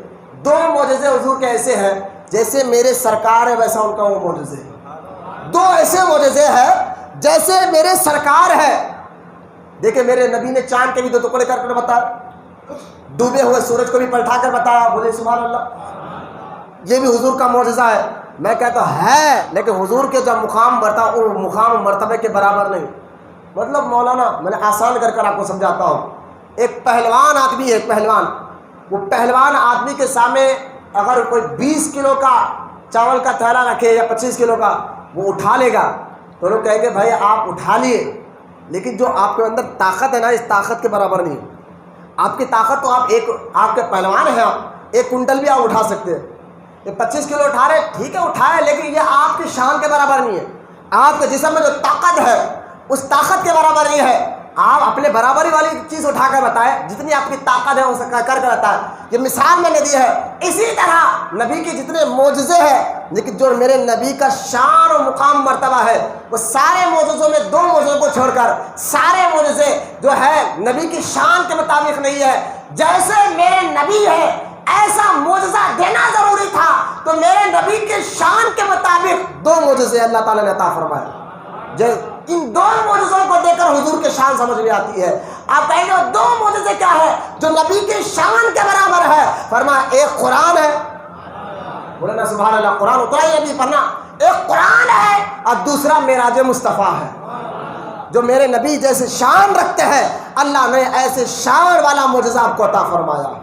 تو لہٰذا اب سمجھ میں آ گیا، اگر کوئی کہے نا معراج ہے کیا، تو کہنا خدا کی قدرت اور خدا کی طاقت کا بے پناہ اظہار کرنے کا نام معراج ہے۔ تو وہیں پر جو ہے یہ بھی آپ ساتھ ہی ساتھ یہ بھی کہہ دینا کہ میرے آقا صلی اللہ تعالیٰ علیہ وسلم کی عظمت کا اظہار ظاہر کرنا بھی معراج ہے۔ آج تک لوگ عقل حیران ہیں۔ اب دیکھیں حضور صلی اللہ تعالیٰ علیہ وسلم معراج کی رات، بھائی زمین سے پہلے آسمان کا سفر 500 سال کا ہے۔ کتنے سال کا؟ یہ حدیث پاک میں کتنے سال کا ہے؟ 500 سال۔ اور آسمان کی موٹائی کو پار کرنے کے لیے 500 سال لگیں گے۔ تو پہلے آسمان پار کرنے کے لیے 1000 سال، پھر پہلے آسمان سے دوسرے آسمان کا سفر درمیان کا یہ بھی 500 سال کا، پھر اس کی موٹائی پار کرنے پھر 500 سال۔ اس طرح یعنی زمین سے آسمان کو پار کرنا ہے تو 1000 سال، تو 7 آسمان اور کتنے ہزار سال؟ 7000 سال، ٹھیک ہے 7000 سال۔ اب 7 آسمانوں سے پھر 500 سال اوپر سدرۃ المنتہا ہے، بولے سبحان اللہ، جہاں جبریل آ کر ٹھہر گئے تھے، وہ 500 سال کا سفر، پھر سدرۃ المنتہا سے اور 500 سال کے اوپر عرش ہے، پھر عرش کے آگے لامکان ہے، عرش کے آگے لامکان ہے۔ مجھے بات بتائیے، سرکار گئے اور آئے اتنا جلدی، 7 آسمان سدرا عرش پار کر کر گئے اور آئے اتنا جلدی کہ جس بستر پر سرکار گئے تھے وہ بستر جو نا کھجور کے درخت کے پتوں کا بستر تھا۔ سرکار کھجور کے جھاڑ کے جو درخت آتے نا ان پتھر کے بستر کے پھر آرام فرماتے تھے۔ آپ جو لوگ تحقیق کرتے جانتے ہیں وہ سمجھ جائے کہ کھجور کا جو درخت کا جو پتوں کا بستر ہوتا ہے، بندہ جب سوتا ہے تو گرمی تو لیتا ہے، لیکن وہ بستر سے اٹھو تو گرمی جلدی چھوڑ بھی دیتا ہے، وہ جلدی پتا ٹھنڈا بھی ہو جاتا ہے۔ اب غور کرے، سرکار گئے اتنی دور اور آئے کتنا جلدی، گئے اور آئے اتنا جلدی کہ بستر کی گرمی ختم بھی نہیں ہوئی تھی، سرکار واپس آ گئے، بولے نا محبت سے سبحان اللہ، بستر کی گرمی ختم بھی نہیں ہوئی تھی، حضور واپس آ گئے۔ اور سنو، سرکار جانے سے پہلے وضو کیا تھا، وضو کا پانی جگہ سے آپ نے وضو کیا تو پانی نیچے بہتا ہے نا، نیچے بہتا ہے. سرکار کیا نے وضو کیا تھا جانے سے پہلے، وضو کا پانی نیچے گر کر بھی آگے بڑھا بھی نہیں تھا، سرکار جا کر آ گئے. بولیے سبحان اللہ. ساتوں آسمان لامہ کا سب دے کر آ گئے، خدا کا دیدار کر کر آ گئے. تو آج تک عقل حیران ہے کہ یہ کیسے ہو سکتا ہے کہ بستر بھی گرم تھا، وضو کا پانی اپنی جگہ سے ہلا میں نہیں تھا، دروازے کی کنڈی ہل رہی تھی، سرکار گئے اور آ گئے. یہ کیسے ہو سکتا ہے؟ میں نے کہا تم ابھی سمجھے نہیں، آپ سنو، میں اس کو سمجھانے کے لیے ایک مثال دیتا ہوں. مجھے ایک بات بتائیے، ایک آدمی اگر آئے آپ کے پاس اور آ کے آپ کو بولے، یہ اللہ کرے آپ کو سمجھ دے کہ میرے حضور کی عظمتیں بیان ہو رہی، چہرے وراٹ نہ ڈالے، محبت سے بولیے سبحان اللہ. سستی کاہلی اگر آ رہی تو جائیے باہر، یہ دیوانوں کی محفل ہے، جائے سستا لے کے آئیے، آپ کو نماز کا ٹائم ہے تو نماز کے ٹائم اندر آ کے بیٹھے، پرواہ نہیں ہے. لیکن سرکار کا ادب لازم ہے، چہرے آپ کے کھلنا چاہیے. ذکر میرا نہ آپ کا ہے، ذکر ان کا ہو رہا ہے جن کے ماں باپ جن کی چوکھٹ پر قربان ہونے والے ہیں. چہرے خدا کے واسطے ورق نہ ڈالے، ہنسے مسکرائے اور سنتے جائے میرے آقا کی عظمت پر محبت سے سبحان اللہ بھی بولتے رہیے. اب حضور گئے اور آئے، کیسے اتنا جلدی آئے؟ لوگ کی عقل حیران ہے، لوگ کی عقل حیران ہے. ایک مثال عقلی طور پر دیتا ہوں میں آپ کو. اب مجھے بتائیے، اگر کوئی آدمی آ کر یہ بولے کہ بھائی میں ریلوے اسٹیشن گیا تھا، اس کے اوپر ریل کی بوگیاں لگی ہوئی تھی پٹریوں پر، ان بوگیوں پر اے سی کا ڈبہ تھا، نان اے سی کا ڈبہ تھا، 30 بوگیاں لگے ہوئے تھے. ہاں بھائی ٹھیک ہے لگے ہوئے تھے. آگے بولے تو 30 بوگیوں والا جو ریل کا ڈبہ ریل تھی، اس کے آگے انجن نہیں تھا. کیوں؟ بولے انجن کی جگہ چوہا تھا جو اس بوگی کے ڈبوں کو کھینچ رہا تھا، ڈبوں کو کھینچ رہا تھا، ٹرین کو کھینچ کر لے جا رہا تھا. آپ بتائیے کہ انجن نہ ہو، ایک چوہا کھینچے گا؟ آپ بولیں گے بھائی اس کے دماغ کا کوئی اسکرو ڈھیلا ہو گیا. کیوں کہ انجن میں ڈبوں میں چلنے کی صلاحیت ہے، لیکن چوہا کہاں سے کھینچے گا؟ 1 گھنٹے میں 50 کلومیٹر دور ہے. تو لہٰذا چوہے میں کوئی صلاحیت نہیں ہے، ڈبے میں صلاحیت ہے، ڈبے میں صلاحیت ہے چلنے کی، کیونکہ 1 گھنٹے میں 50 کلومیٹر جا سکتے ہیں. لیکن سامنے انجن ہونا چاہیے، لہٰذا انجن نہیں ہے، چوہا ہے، تو لہٰذا تیرے دماغ کا کوئی اسکرو ڈھیلا ہے، ہم نہیں مانیں گے. لیکن دوسرا آدمی آ کر کہے میں نے ریل کے اسٹیشن پر پٹریوں پر ایک انجن کو دیکھا، لیکن اس کے پیچھے ڈبے نہیں لگے تھے، گھر تھے، پہاڑ تھے، جھاڑ تھے، اور وہ ریل کا انجن کا ڈبہ جو ہے گھروں کو، پہاڑوں کو، جھاڑوں کو اتنی اسپیڈ سے کھینچ رہا تھا کہ 1 گھنٹے میں 50 کلومیٹر جا رہے تھے. لوگ کہیں گے ہم نہیں مانیں گے. یہ کیا بات کہہ رہے ہو؟ کیوں؟ ارے بھائی انجن میں 1 گھنٹے میں 50 کلومیٹر جانے کی تو طاقت ہے، لیکن جھاڑ میں، پہاڑ میں، گھروں میں یہ چلنے کی صلاحیت نہیں رکھتے. اس میں چلنے کی طاقت کہاں ہے؟ اس میں جانے کی طاقت کہاں ہے؟ اب یہ دونوں مثال کو ذہن میں رکھے. تیسرا اگر آپ کہے میں نے ریلوے اسٹیشن میں ڈبہ دیکھا، انجن بھی ہے، پیچھے اس کے ڈبے بھی لگے ہوئے ہیں، اور بڑی رفتار کے ساتھ وہ انجن اپنے ڈبوں کو کھینچ کر منزل کی طرف جا رہی ہے، تو آپ مانیں گے؟ ہاں. کیوں مانیں گے؟ انجن میں کھینچنے کی طاقت ہے، ڈبوں میں چلنے کی طاقت ہے. ہم مانیں گے، ان خوبیوں کو ہم مانیں گے. یہ مثال میں نے دی ہے، اس کو ذہن میں رکھے، اور اس مثال کے تحت اس کو ذہن میں رکھے. اسی مثال کے تحت میں آپ کو سمجھانا چاہتا ہوں. اب یہ دیکھو کہ عرش کی رات، معراج کی رات، جانے والا کون تھا اور لے جانے والا کون تھا؟ جانے والا کون تھا؟ لے جانے والا کون تھا؟ جانے والا مصطفیٰ تھا، لے جانے والا ان اللہ علی کل شیء قدیر اس کو کہتے ہیں، جو ہر شے کا طاقت رکھنے والا، ہر سب سے زیادہ قوت والا، سب سے زیادہ قدرت والا وہ خدا ہے. تو جانے والا مصطفیٰ ہے، لے جانے والا خدا ہے. ابے وہابی تجھے آج تک کیوں پریشانی ہے؟ کیا خدا میں لے جانے کی طاقت نہیں؟ بتائیں مجھے آپ نے، کیا مصطفیٰ میں جانے کی صلاحیت نہیں؟ خدا لے جا رہا ہے، رسول جا رہے ہیں. کیونکہ قرآن یہی تو کہتا ہے سبحان الذی، اللہ کہتا ہے میں لے کر گیا، میں لے کر گیا. رسول قرآن یہ کہتا ہے میں لے کر گیا. یہ تھوڑا ہی کہہ رہا ہے سرکار میں گیا، خدا کہہ رہا میں لے کر گیا. اللہ کرے بات سمجھ میں آ جائے، کیونکہ میرے آقا کی حقیقت نور ہے، اور نور کی رفتار تمہیں کیا معلوم؟ نور کی رفتار تمہیں کیا معلوم؟ مجھے بتائیے، سائنس کہتی ہے ہم جب کسی چیز کو دیکھتے ہیں تو پہلے ہماری آنکھوں کی پتلی سے ایک روشنی نکلتی ہے اور سامنے جا کر اس چیز کی تصویر کھینچ کر پھر ہمیں آنکھوں میں لاتی، تب ہمیں وہ چیز نظر آتی ہے۔ سائنس تو یہ کہتی ہے، مجھے بتائے، اگر آپ ایک کولر کو دیکھ رہے ہیں، آنکھوں سے روشنی نکلی، کولر کی تصویر کھینچ کر آپ کی آنکھوں میں لائی، تبھی آپ کو کولر نظر آیا، تو لہذا آپ کی آنکھوں سے جو نور نکلتا ہے وہ سامنے کی تصویر کو کھینچا کر تمہیں دکھاتا ہے۔ اب مجھے بتائے، باہر نکلے، آسمان کو آپ نے دیکھا؟ بولے نا، دکھائے نا۔ اور ابھی میں نے بتایا آسمان زمین سے کتنے ہزار کلومیٹر ہے؟ 1000 سال، اس کے کلومیٹر 1000۔ اب 500 سال کو چلے پکڑ لے آپ، زمین سے پہلا آسمان 500 سال کا ہے، لیکن دیکھنے میں کہ آپ کی روشنی کتنی جلدی آئی۔ اب ہے نا، سائنس تو یہ کہہ رہی ہے نا، آنکھوں سے روشنی نکلتی ہے، پھر وہ چیز کی فوٹو کھینچ کر واپس لا کر تمہیں دکھا، تب وہ چیز تمہیں نظر آتی ہے۔ تم غور کرو، تم زمین پر ٹھہر کر آسمان کو دیکھتے ہو تو سیکنڈ میں نہیں لگتا، نور پہ تمہاری آنکھوں سے جو نور کا جا کر واپس آنے میں سیکنڈ بھی نہیں لگتا۔ تم دال پاپڑ کھانے والوں کی آنکھوں کے نور کا یہ عالم ہے کہ تمہارا نور سیکنڈ میں جا کر آ رہا ہے آسمان کے قریب، تو مصطفیٰ تو اللہ کے نور سے بنے ہیں۔ مولانا محبت سے سبحان اللہ، حضور تو اللہ کے نور سے بنے ہیں، ان کی رفتار کا عالم کیا ہوگا؟ تمہیں آج تک سمجھ نہیں آیا؟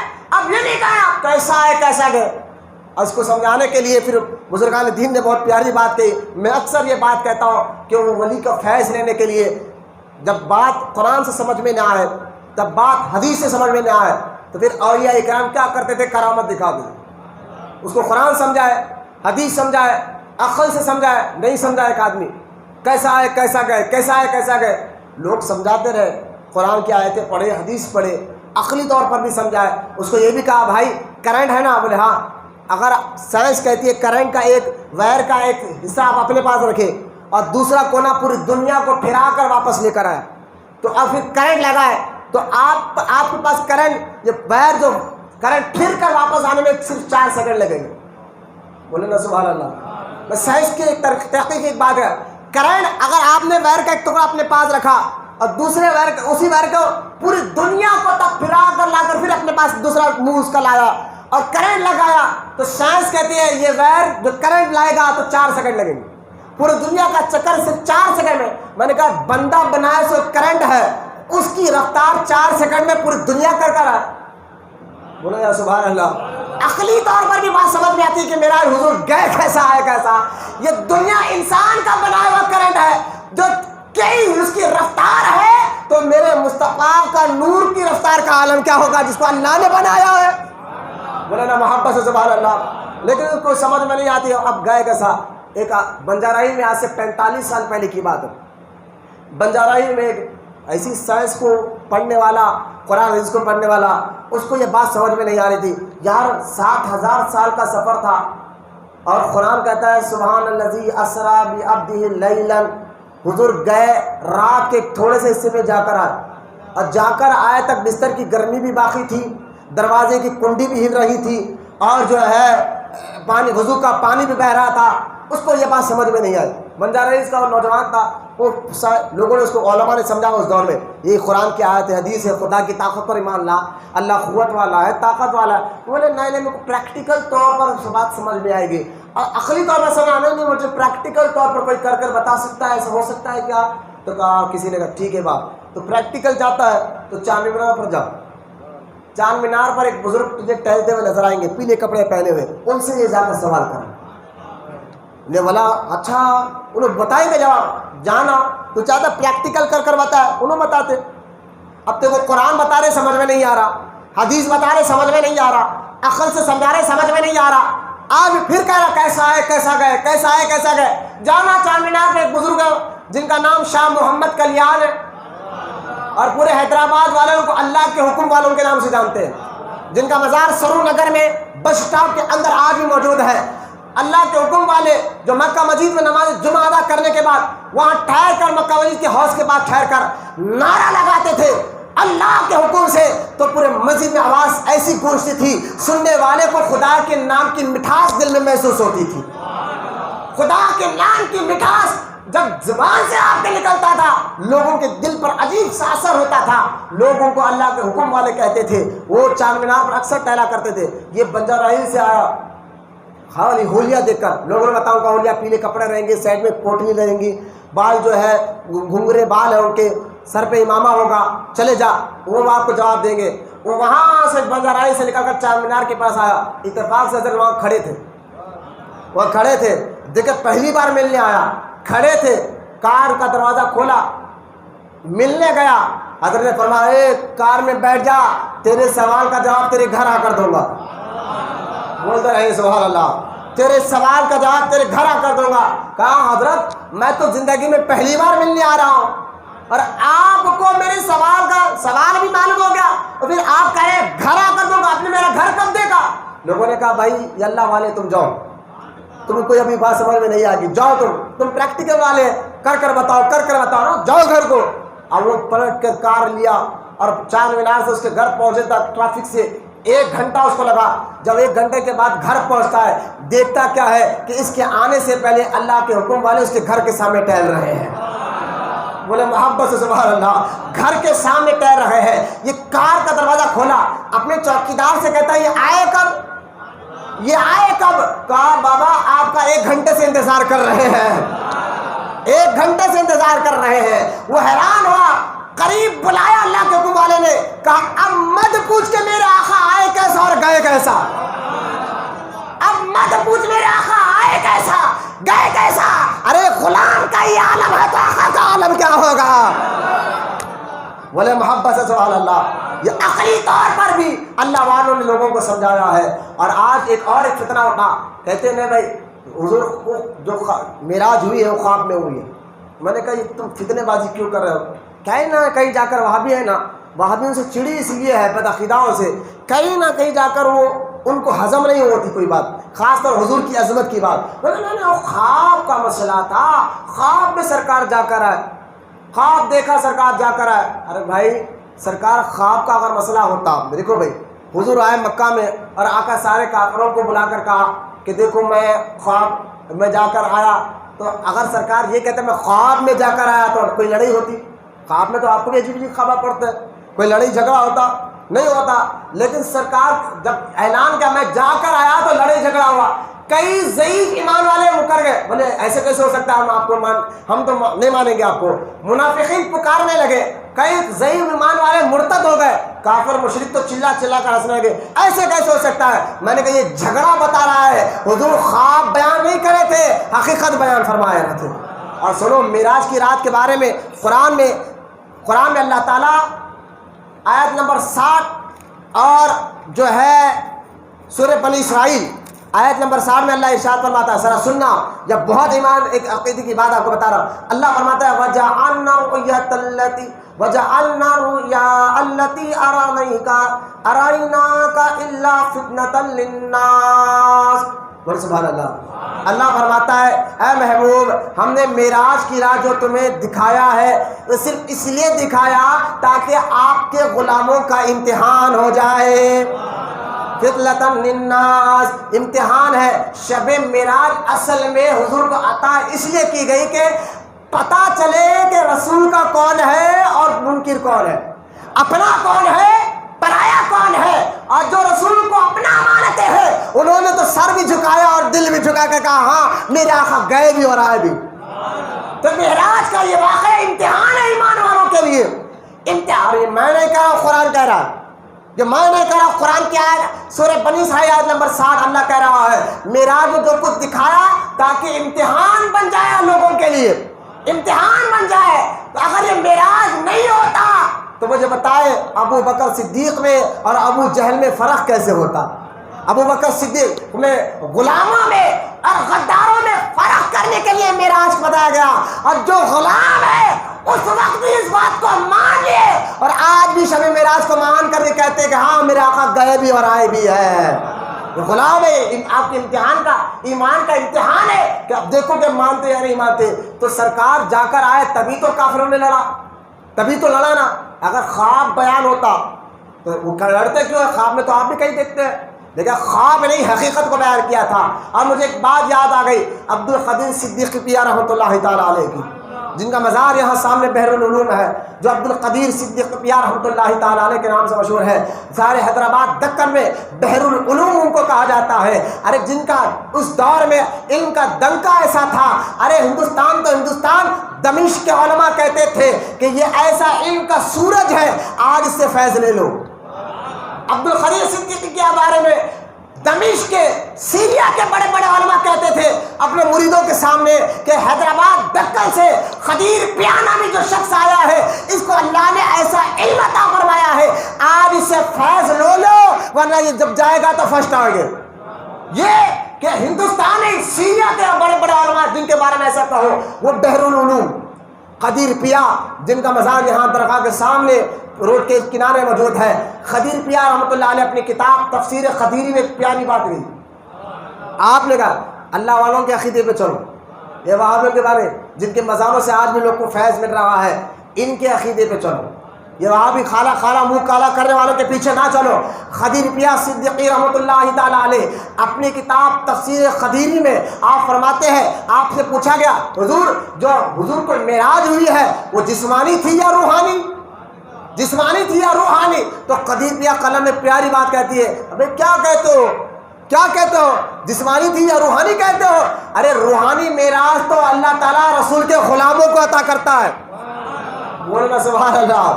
روحانی معراج تو اللہ تعالیٰ مصطفیٰ کے غلاموں کو عطا کرتا ہے۔ کیا تم نہیں جانتے غریب نواز کو ان کے پیر و مرشد نے کہا تھا معین الدین یہ دو انگلیوں میں تمہیں کیا نظر آتا ہے؟ یہ دو انگلیوں میں تمہیں کیا نظر آتا ہے؟ کہا کہ اے میرے پیر و مرشد ساتوں آسمان پر کے عرش معلیٰ نظر آ رہا ہے۔ روحانی معراج تو قدیر پیا کہتے ہیں، روحانی معراج تو اللہ تعالیٰ رسول کے غلاموں کو عطا کرتا ہے۔ میرے آقا جاگتے ہوئے جسم کے ساتھ اللہ کا دیدار کر کر آئے ہیں۔ یہ بزرگوں کا عقیدہ، یہ قدیر پیا رحمۃ اللہ تعالیٰ علیہ کی کتاب تفسیر خدیری سے میں آپ نے ایک روایت میں نے آپ کو سامنے رکھ دی ہے۔ ان سارے باتوں پر ایمان رکھے، اور ان بدعقیدہ میں نے کیوں معجزہ دینا ضروری تھا یہ بھی آپ کے سامنے رکھا۔ وقت ختم ہو رہا ہے لیکن کچھ باتیں عرض کر کر بات کو ختم کرتا ہوں۔ سرکار معراج کی رات گئے اور آپ کو دوزخ بھی دکھائی گئی، جنت بھی دکھائی گئی، تو لہٰذا یہاں میرا ہاتھ میں معراج نامہ ہے، لکھنے والے عبداللہ شاہ صاحب قبلہ رحمۃ اللہ تعالیٰ علیہ۔ کیوں دکھائے گئے؟ اچھا سنیں آپ ایک اور بات، اللہ کے رسول صلی اللہ تعالیٰ علیہ وسلم فرماتے ہیں معراج کیوں عطا کی گئی، ذرا یہ بھی ایک پوائنٹ کی بات ہے، یعنی آپ کا ایمان تازہ ہوگا۔ پوائنٹ مطلب میں حیدرآبادی زبان میں کہہ رہا ہوں، یعنی ایمان سے مضبوط ہوگا آپ کا انشاءاللہ۔ معراج کیوں عطا کی گئی حضور کو، اس کی وجہ کیا ہے؟ تو سنو، سرکار علیہ الصلوۃ والسلام نے اعلان نبوت مکہ میں کیا، کئی سال لوگوں کو سمجھا، مانے نہیں تو سرکار کا دل پہ غم آیا، تو سرکار کہے چلو مکہ چھوڑ کر میں طائف والوں کو سمجھاتا ہوں۔ سرکار طائف کے پاس گئے، جو آج بھی مکے سے 75 کلومیٹر پر طائف کا شہر ہے۔ طائف گئے کیونکہ طائف کے لوگ زیادہ تر پڑھے لکھے تھے، وہاں کے بڑے بڑے پڑھے لکھے لوگوں کو بلایا اور سرکار نے بلا کر کہا میں اللہ کا رسول ہوں، توحید پر دلیلیں دی، اللہ ایک ہے اس کی عبادت کرو۔ اس پر ان کافروں کو سمجھایا، اور جو سرکار نے سمجھایا، جو دلیلیں دی، جو ثبوت دیا، ان پڑھے لکھوں والوں کے پاس جواب نہیں تھا، اس کا جواب نہیں دے سکے وہ خالی کہنے لگے ٹھیک ہے ہم سوچ کے بولیں گے، اب جائیے ہم سوچ کے بولیں گے۔ اب سرکار وہاں کو سمجھا کر باہر نکلے، انہوں نے کیا کہا یہ تو ہماری بے عزتی ہو گئی، ہم نے ان کو جواب نہیں دیا، لہٰذا انہوں نے کیا کہ آوارہ پٹوں کو کہا کہ ان اوپر پتھرے مارو معاذ۔ اب سرکار پر پتھر برسائے گئے، سرکار کے جسم کو لہو لہان کر دیا گیا، یہاں تک کہ زید بن حارثہ کہتے سرکار کو نالین بھی اتارنا بڑا تکلیف ہو رہا تھا، خون اتنا جم گیا تھا، اور سرکار پر جب جسم پر پتھرے مارے جا رہے تھے سرکار نیچے منڈی کر کہتے میں نے معاف کیا، میں نے معاف کیا، میں نے معاف کیا۔ زید بن حارثہ کہتے یا رسول اللہ آپ یہ کس کو کہہ رہے کہ میں نے معاف کیا؟ تو کہا سرکار نے اے زید ابھی پہاڑ والا فرشتہ میرے سامنے کھڑا ہے، کیونکہ طائف دو پہاڑوں کے بیچ میں شہر تھا، پہاڑ والا فرشتہ میرے سامنے کھڑا ہے، وہ یہ کہہ رہا ہے یا رسول اللہ اللہ نے مجھے حکم دیا ہے اگر آپ اجازت دے ان پہاڑوں کو ملا دوں، آپ اجازت دے تو ان پہاڑوں کو ملا دوں۔ تو سرکار فرماتے ہیں اے فرشتے چھوڑ دے، میں نے ان کو معاف کیا کیونکہ میری نگاہ دیکھ رہی ہے، یہ نہیں ان کی نسلوں میں میرے چاہنے والے پیدا ہوں گے۔ بولے محبت سے سبحان اللہ۔ اور میرے آقا کا یہ فرمان سچ ہوا، ان کی نسلوں میں ایسے ایمان والوں کو اللہ نے پیدا کیا، پھر بعد میں تاریخ نے دیکھا کہ انہوں نے دین کے لیے کیسے کیسے کام کیے۔ اب سرکار علیہ السلام طائف سے مایوس ہو کر مکہ واپس آئے۔ آنے کے بعد آپ کی سب سے چہیتی بیوی سیدہ خدیجہ الکبریٰ کا انتقال ہوا، وہ دنیا سے تشریف لے کر چلے گئی۔ بیوی خدیجہ کا جانا تھا اور غم میں سرکار کے ہوا، یہاں غم ہو رہا تھا، پھر جو ہے آپ کے چاچا ابو طالب کا انتقال ہوا، سرکار کو اور غم ہوا۔ اب یہ غم پہ غم ہو رہا ہے، تکلیف اتنی بڑی۔ سرکار فرماتے ہیں اللہ کی راہ میں ہر نبی کو ستایا گیا، مجھے نہیں بلکہ ہر نبی کو ستایا گیا ہے، لیکن سب سے زیادہ اللہ کی راہ میں مجھ کو ستایا گیا ہے۔ حضور یہ فرماتے ہیں اب دیکھیں مکہ میں اب ساری تکلیفیں لے کر سرکار گئے اور مولا علی کی سگی بہن ام ہانی کے گھر، جو کعبے کے سامنے ان کا گھر تھا، ان کے گھر میں جا کر لیٹ گئے، آرام کر رہے تھے۔ غم تھا بھائی، بندے کو جب غم ہوتا ہے تکلیف ہوتی ہے تو بندہ کیا کرتا، چلو بھائی چہل قدمی کر آتے، کہیں پھر کر آتے، تھوڑا بوجھ ہلکا ہو جائے، مزاج غم ہلکے ہو جائے، لہٰذا ہم پھرنے کے لیے کہیں چلے جاتے ہیں۔ تو سرکار کے دل پہ جب یہ غم آیا، ساری تکلیفیں آئی اور سرکار ان غموں کو لے کر لیٹ رہے ہیں، تو سرکار نے اللہ پاک نے فرمایا جبریل محبوب کو بلا۔ ہمیں بھی غم آتا ہے تو ہم گھومنے یا پکنک کے لیے جاتے ہیں، ہم فرشی ہے، فرش کہتے ہیں زمین کو، ہم فرشی ہے، فرش پر گھومنے جاتے ہیں، مصطفیٰ عرشی ہے، عرش پر گھومنے گئے ہیں۔ بولے محبت سے سبحان اللہ، عرش پر گھومنے گئے ہیں۔ سرکار جبریل کو بھیجاتے ہیں اللہ تعالیٰ، فرمایا جاؤ، جا کر جو ہے نا میرا محبوب سو رہا ہے نا اٹھا کر لو، لیکن دروازہ کھٹکھٹا کر نہیں جانا، حضور سو رہے ہیں۔ اللہ فرماتا جبریل دروازہ کھٹکھٹا کر نہیں جانا، حضور جاؤں کیسا، تو چھت پھاڑ کر جاؤ اور آواز دے کر نہیں اٹھانا، ہاتھ لگا کر نہیں اٹھانا۔ جبریل نے کہا یا اللہ اٹھاؤں کیسے؟ کہا یہ تیرے جو ہونٹ ہے نا، اس کو ان ہونٹوں کو حضور کے تلووں کو لگا دے۔ مولانا سبحان اللہ، حضور کے تلووں کو لگا دے۔ حضرت جبریل کہتے ہیں میں اکثر سوچتا تھا اللہ نے میرے ہونٹ کافور کے کیوں بنائے، اللہ نے میرے ہونٹ کافور کے کیوں بنائے؟ یہ راز معراج کی رات کو کھلا، یہ راز معراج کی رات کو کھلا۔ اللہ نے کہا جبریل جا ان ہونٹوں سے بوسہ لے لینا۔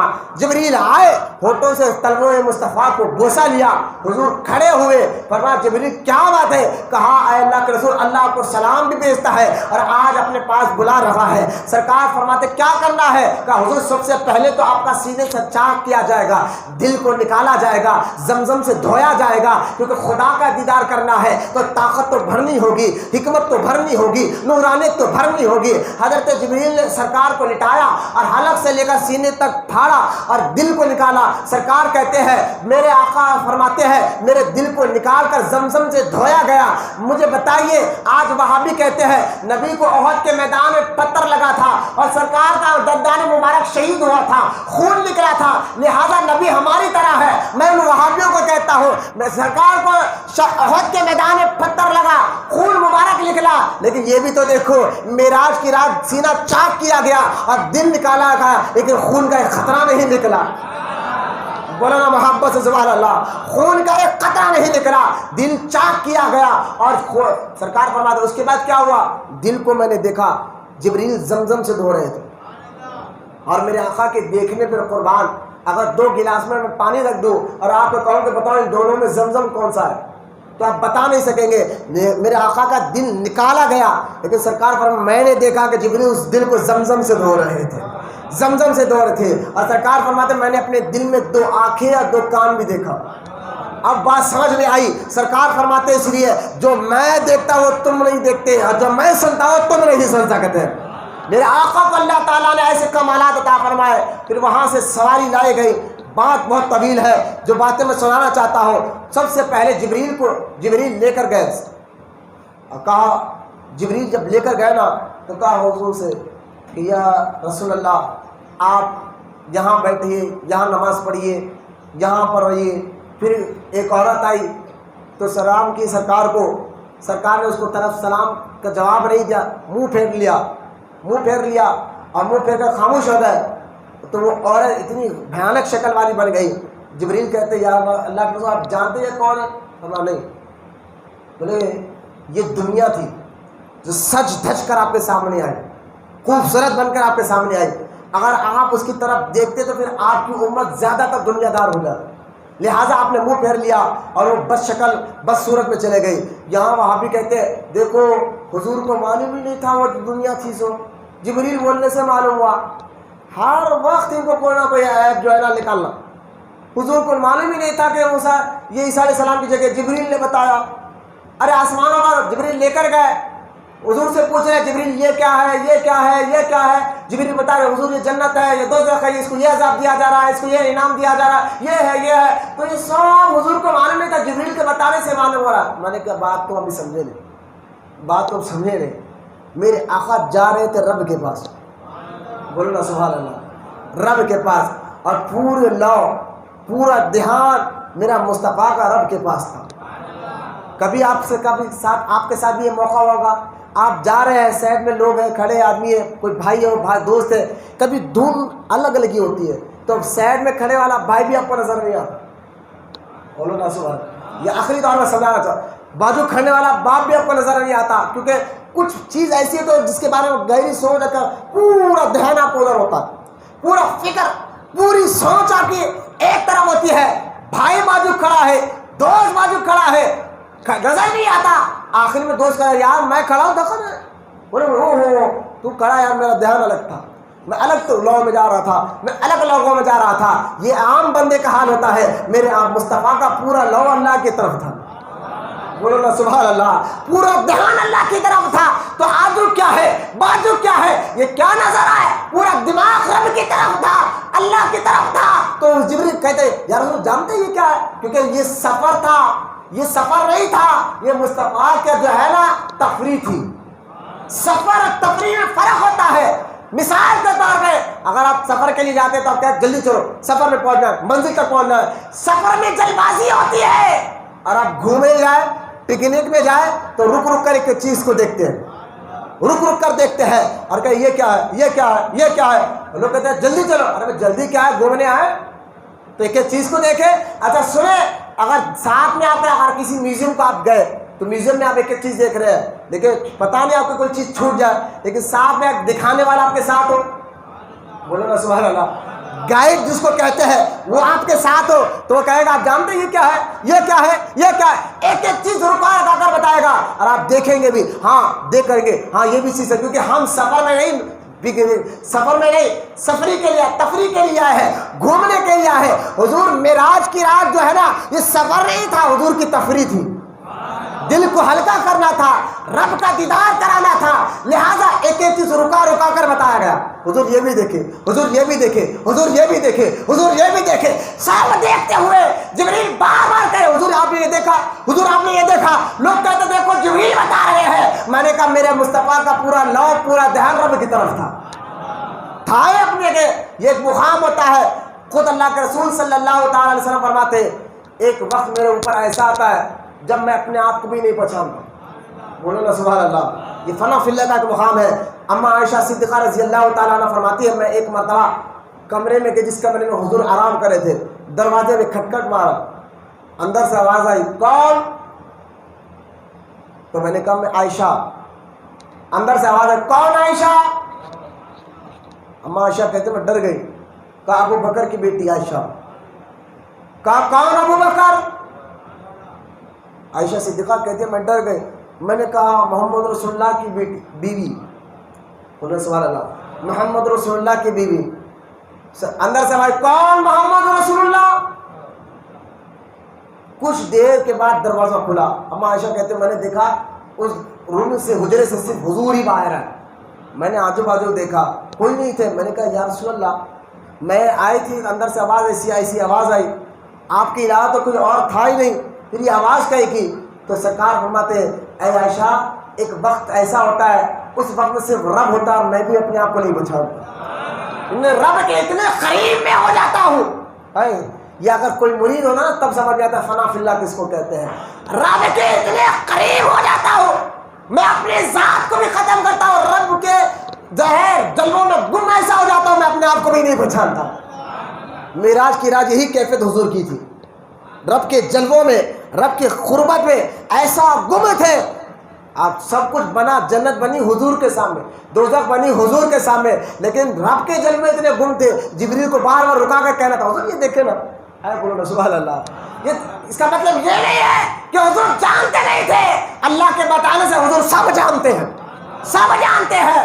ارے بھائی جس کا بھائی آپ گھر بنائیں, آپ گھر بنائیں اور کوئی آ کر کے چلو میں آپ کا گھر بتا دوں, اب یہ کیا ہے بھائی, میں خود بنا میں جانتا ہوں یہ گھر کیسا ہے, کتنے کمرے ہیں, دہلان کیا ہے, ڈرائنگ روم کیا ہے, وہ کیا ہے, یہ کیا ہے, سب جانتا ہوں. کون سا کلر میں نے مارا, کون سی دیوار پہ, سب جانتا ہوں. میرے گھر میں کیوں ہے نا. تو اسی طرح آپ مثال کو ذہن رکھیں. اب حضور گئے مکہ سے مسجد اقصیٰ, مسجد اقصیٰ سے پہلے آسمان, ساتوں آسمان, عرش. لوگ کہیں گے یہ حضور کی معراج, یہ آسمانوں پر جانا حضور کی معراج ہے. میں نے کہا نہیں, آسمانوں پر جانا یہ حضور کی معراج نہیں ہے. کیوں؟ ارے بھائی آسمان حضور کے سامنے بنے. بولو نا سبحان اللہ. میلاد کے مہینے میں یہ حدیث سنے نا آپ نے, سرکار نے بار بار فرمایا, اللہ کے رسول علیہ الصلوۃ والسلام نے, سنو, جب حضور سے پوچھا گیا حضور آپ کب بنے, حضرت جابر نے پوچھا حضور آپ کب پیدا ہوئے, آپ کب بنے. سرکار نے فرمایا تھا کہ سنو, ایک مولانا سے ایک عالم دین سے ایک آدمی آیا, آ کر کہنے لگا آپ کہتے سب سے پہلے اللہ نے نبی کو پیدا فرما. بولے ہم کیا کہتے, حضور نے خود فرما کہ میں اس وقت بھی نبی تھا جب آدم بھی نہیں تھے, جب آدم بھی نہیں تھے, میں اس وقت نبی تھا. اب وہ کہنا نہیں نبی بنے کب, وہ عالم نے کہا نبی اس وقت بنے جب یہ تیرا کب بھی نہیں بنا تھا. اس نے کہا کس وقت بنے, کہا اس وقت بنے جب تیرا وقت بھی نہیں بنا تھا. ارے کس دن بنے, فرمایا اس دن بنے جب تیرا دن بھی نہیں بنا تھا. پھر اس نے کہا مولانا تھا کیا, تھا کیا, تو مولانا کہا تیرے زبان پر کیا بھی نہیں تھا, کیا بھی نہ تھا, نہ اب تھا, نہ جب تھا, نہ ادھر تھا, نہ ادھر تھا, نہ زمین تھی, نہ آسمان تھے, نہ چاند تھا, نہ سورج تھے, نہ تارے تھے, نہ پہاڑ تھا, نہ جھاڑ تھا, نہ سمندر تھے, نہ مشرق تھا, نہ مغرب تھا, نہ جنوب تھا, نہ آفتاب تھا, نہ زمین تھے, نہ آسمان تھا, نہ جنت تھی, نہ دوزخ تھے, نہ فرشتے تھے. بنانے والا خدا تھا, بننے والا مصطفیٰ تھا. بولے محبت سے سبحان اللہ, اور محبت سے بولے سبحان اللہ. زمینیں بنی مصطفیٰ کے سامنے, آسمانیں بنی مصطفیٰ کے سامنے, سورج بنا مصطفیٰ کے سامنے, تارے بنے مصطفیٰ کے سامنے. میرے آقا عرش پر گئے, میں نے کہا عرش بنا حضور کے سامنے. میں نے معراج یہ نہیں ہے, پھر معراج ہے کیا, معراج ہے کیا. میں نے کہا معراج کیا میں بتاؤں. مسجد اقصیٰ دعا کرتی تھی, اے اللہ سارے نبیوں کو میں نے دیکھا, تیرے محبوب کو نہیں دیکھا, یا بھیج دے, یا بھیج دے. دعا کرتی تھی یہاں بھیج دے. دیکھنا چاہتے ہیں کہ جس کے صدقے میں تو نے ہمیں بنایا, دیکھنا چاہتے ہیں. تو چاہتا تو اللہ تعالیٰ ڈائریکٹ کعبے سے آسمانوں پر بلا لیتا. کہا نا محبوب جاؤ مسجد اقصیٰ, وہاں جا کر نماز پڑھائے تاکہ مسجد اقصیٰ کی خواہش بھی پوری ہو جائے. تو مجھے بتائے مسجد اقصیٰ خود چاہتی تھی کہ حضور کو دیکھوں. حضور کب چاہتے تھے میں جا کر مسجد اقصیٰ کو دیکھوں. لہٰذا حضور کو دیکھنا یہ مسجد اقصیٰ کی معراج ہوئی, حضور کی نہیں مسجد اقصیٰ کی معراج ہوئی. آسمان بھی یہ بار بار کہتے حضور کو دکھا, حضور کے طلبوں کی گرمی ہمارے اوپر بھی رکھ, جن کے صدقے میں تو ہمیں بنایا. خود یہ حدیث پاک ہے, حدیث پاک ہے. آدم علیہ السلام نے جو دعا کی, اے اللہ محمد رسول اللہ کے صدقے میں میری بھول کو معاف فرما دے. اللہ تعالیٰ نے جبریل سے کہا, جبریل جا کے آدم سے کہو کہ تم نے ہمارے محمد رسول اللہ کا نام کیسے جانا. آدم علیہ السلام کہتے ہیں, اے اللہ جنت کے درختوں پر میں نے تیرے نام کے ساتھ محمد رسول اللہ کا نام ہے دیکھا, جنت کے محلوں پر تیرے نام کے ساتھ محمد رسول اللہ کا نام دیکھا, جنت کے جھاڑوں پر تیرے نام کے ساتھ محمد رسول اللہ کا نام دیکھا, میں نے عرش پر تیرے نام کے ساتھ محمد رسول اللہ کا نام لکھا دیکھا.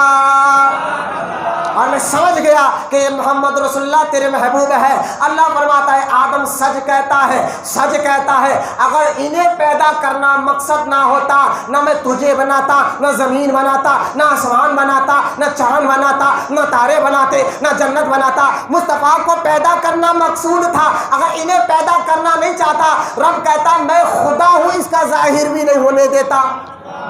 اب میں چاہا کہ میں ظاہر ہوں. حدیث قدسی ہے, اللہ فرماتا میں چھپا ہوا خزانہ تھا اور میں نے چاہا کہ میں ظاہر ہوں.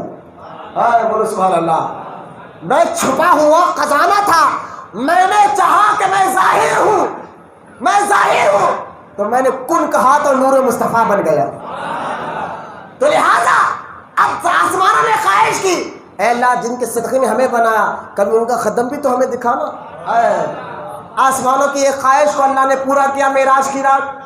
مصطفیٰ آؤ نالین کے ساتھ آؤ، یہ آسمان اپنے آپ کے قدموں کی گرمی کو محسوس کرنا چاہتے ہیں، کیونکہ آسمان بھی جانتے ہیں ان کے صدقے میں سب بنا ہے۔ اعلیٰ حضرت امام احمد رضا خان علیہ رحمۃ رضوان اس لیے جھوم کر کہتے ہیں یا رسول اللہ زمین و زمان تمہارے لیے، مکین و مکان تمہارے لیے، چنین و چنا تمہارے لیے، ارے بنے دو جہاں، ارے بھائی پیچھے والے سوچتے بولو بنے دو جہاں، یہ حضور کی محبت میں بول رہے ہیں آپ اپنے شرمائیے، ہاتھ اٹھا کر کہ بنے دو جہاں، یہ ہاتھ سب ان پر فدا ہے، جھوم کے کہ بنے دو جہاں، یہ سب کچھ حضور کے لیے بنا تھا۔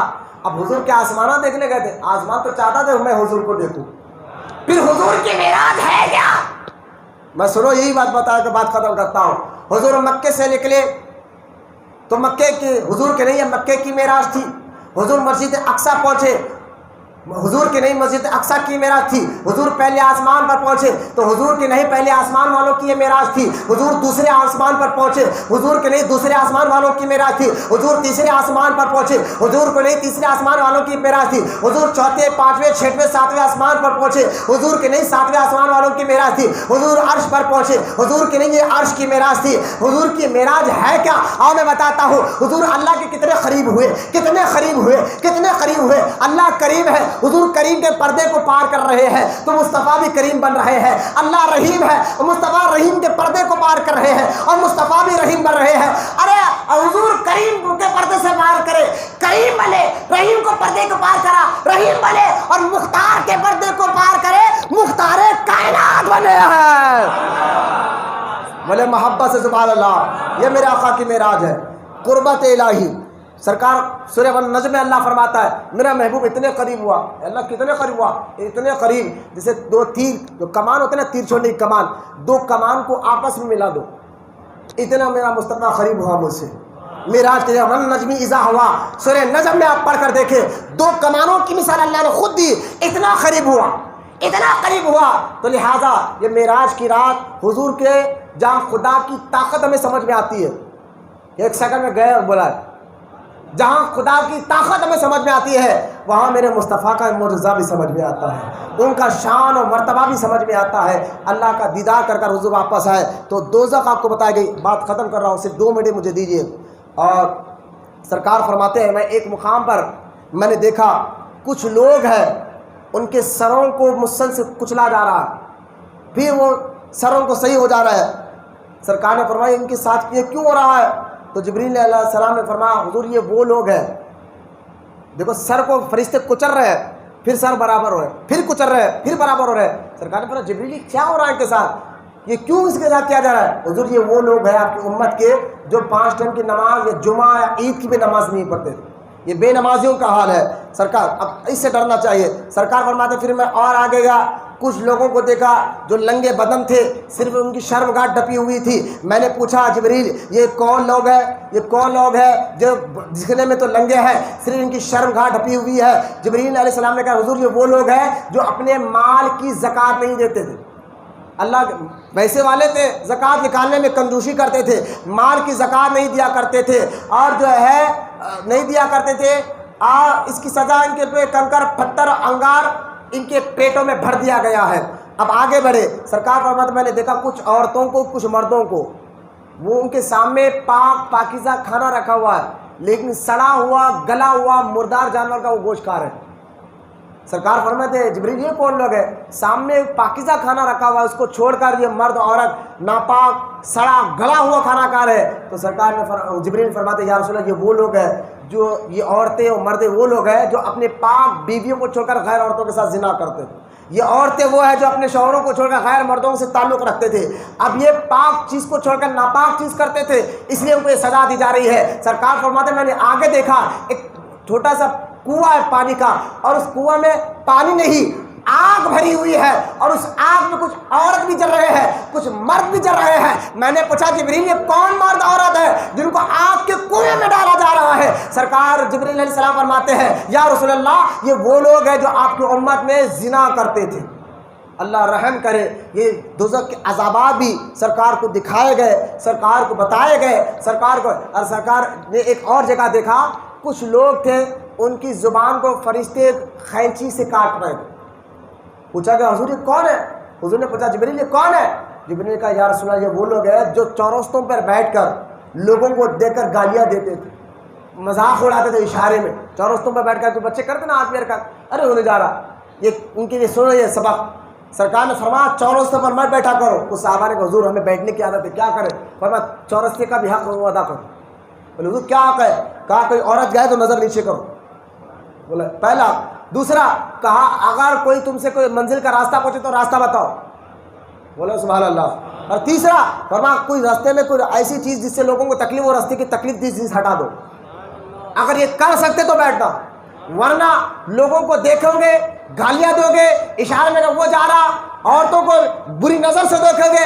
سرکار فرماتے میں نے معراج کی رات دیکھا ان آدمیوں کے ہونٹوں کو اور جو فرشتے خینچی سے کاٹ رہے تھے اور ان کے منہ میں آگ کے انگارے ڈال رہے تھے. اللہ ہم تمام نوجوانوں کو خاص طور پر ایسے چوراستوں پر ایسی حرکتیں کرنے سے ہماری حفاظت فرمائے. یہ معراج کی رات کی کچھ عظمتیں بھی میں نے بیان فرمائی, کچھ باتیں بھی بیان فرمائی. آج انشاءاللہ اللہ ہم تمام سے میں دعا کرتا ہوں اللہ تعالیٰ سے مولا ہم تمام کی مغفرت فرما, ہمارے ماں باپ کی مغفرت فرما, ہمارے والدین کی مغفرت فرما. حضور کے صدقے میں ہمارے دعاؤں کو قبول فرما, ہمارے ظاہر باطن جسم روح دل کو پاک بنا. مولا جو فتنے اڑ رہے, یہ وسیم رضوی جیسا بدبخت جو قرآن کی آیتوں کے متعلق آج سپریم کورٹ میں کیس ڈالا ہے کہ قرآن میں سے 30 آیتیں نکالو, ایسے بدبخت رافضی شیعہ وسیم رضوی کو نیست و نابود کر دے میرے مولا. ایسے بدبختوں سے ہماری حفاظت فرما, ہمارے نوجوانوں کی حفاظت فرما, ان کی نسلوں کی حفاظت فرما. ہمیں عاشق رسول بنا میرے مولا, ہمیں نبی کے گھر والوں سے محبت کے ساتھ نبی کے صحابہ کی محبت عطا فرما. دونوں کا ادب کرنے والا بنا, دونوں سے محبت کرنے والا بنا, دونوں کی تعظیم کرنے والا بنا. مولا ہمیں سیدھے راستے پر چلا, ہمیں سیدھے راستے پر چلا. مولا ہمیں نیک لوگوں کی صحبت عطا فرما, برے لوگوں کی گندی صحبت سے ہماری حفاظت فرما. مولا ہم تمام کی دعاؤں کو سرکار مدینہ علیہ الصلوۃ والسلام کے صدقے میں اور سرکار غوث پاک رضی اللہ تعالیٰ عنہ کے صدقے تو ہم سب کی دعاؤں کو قبول اور مقبول فرما. وما علینا الا البلاغ والحمد للہ رب العالمین.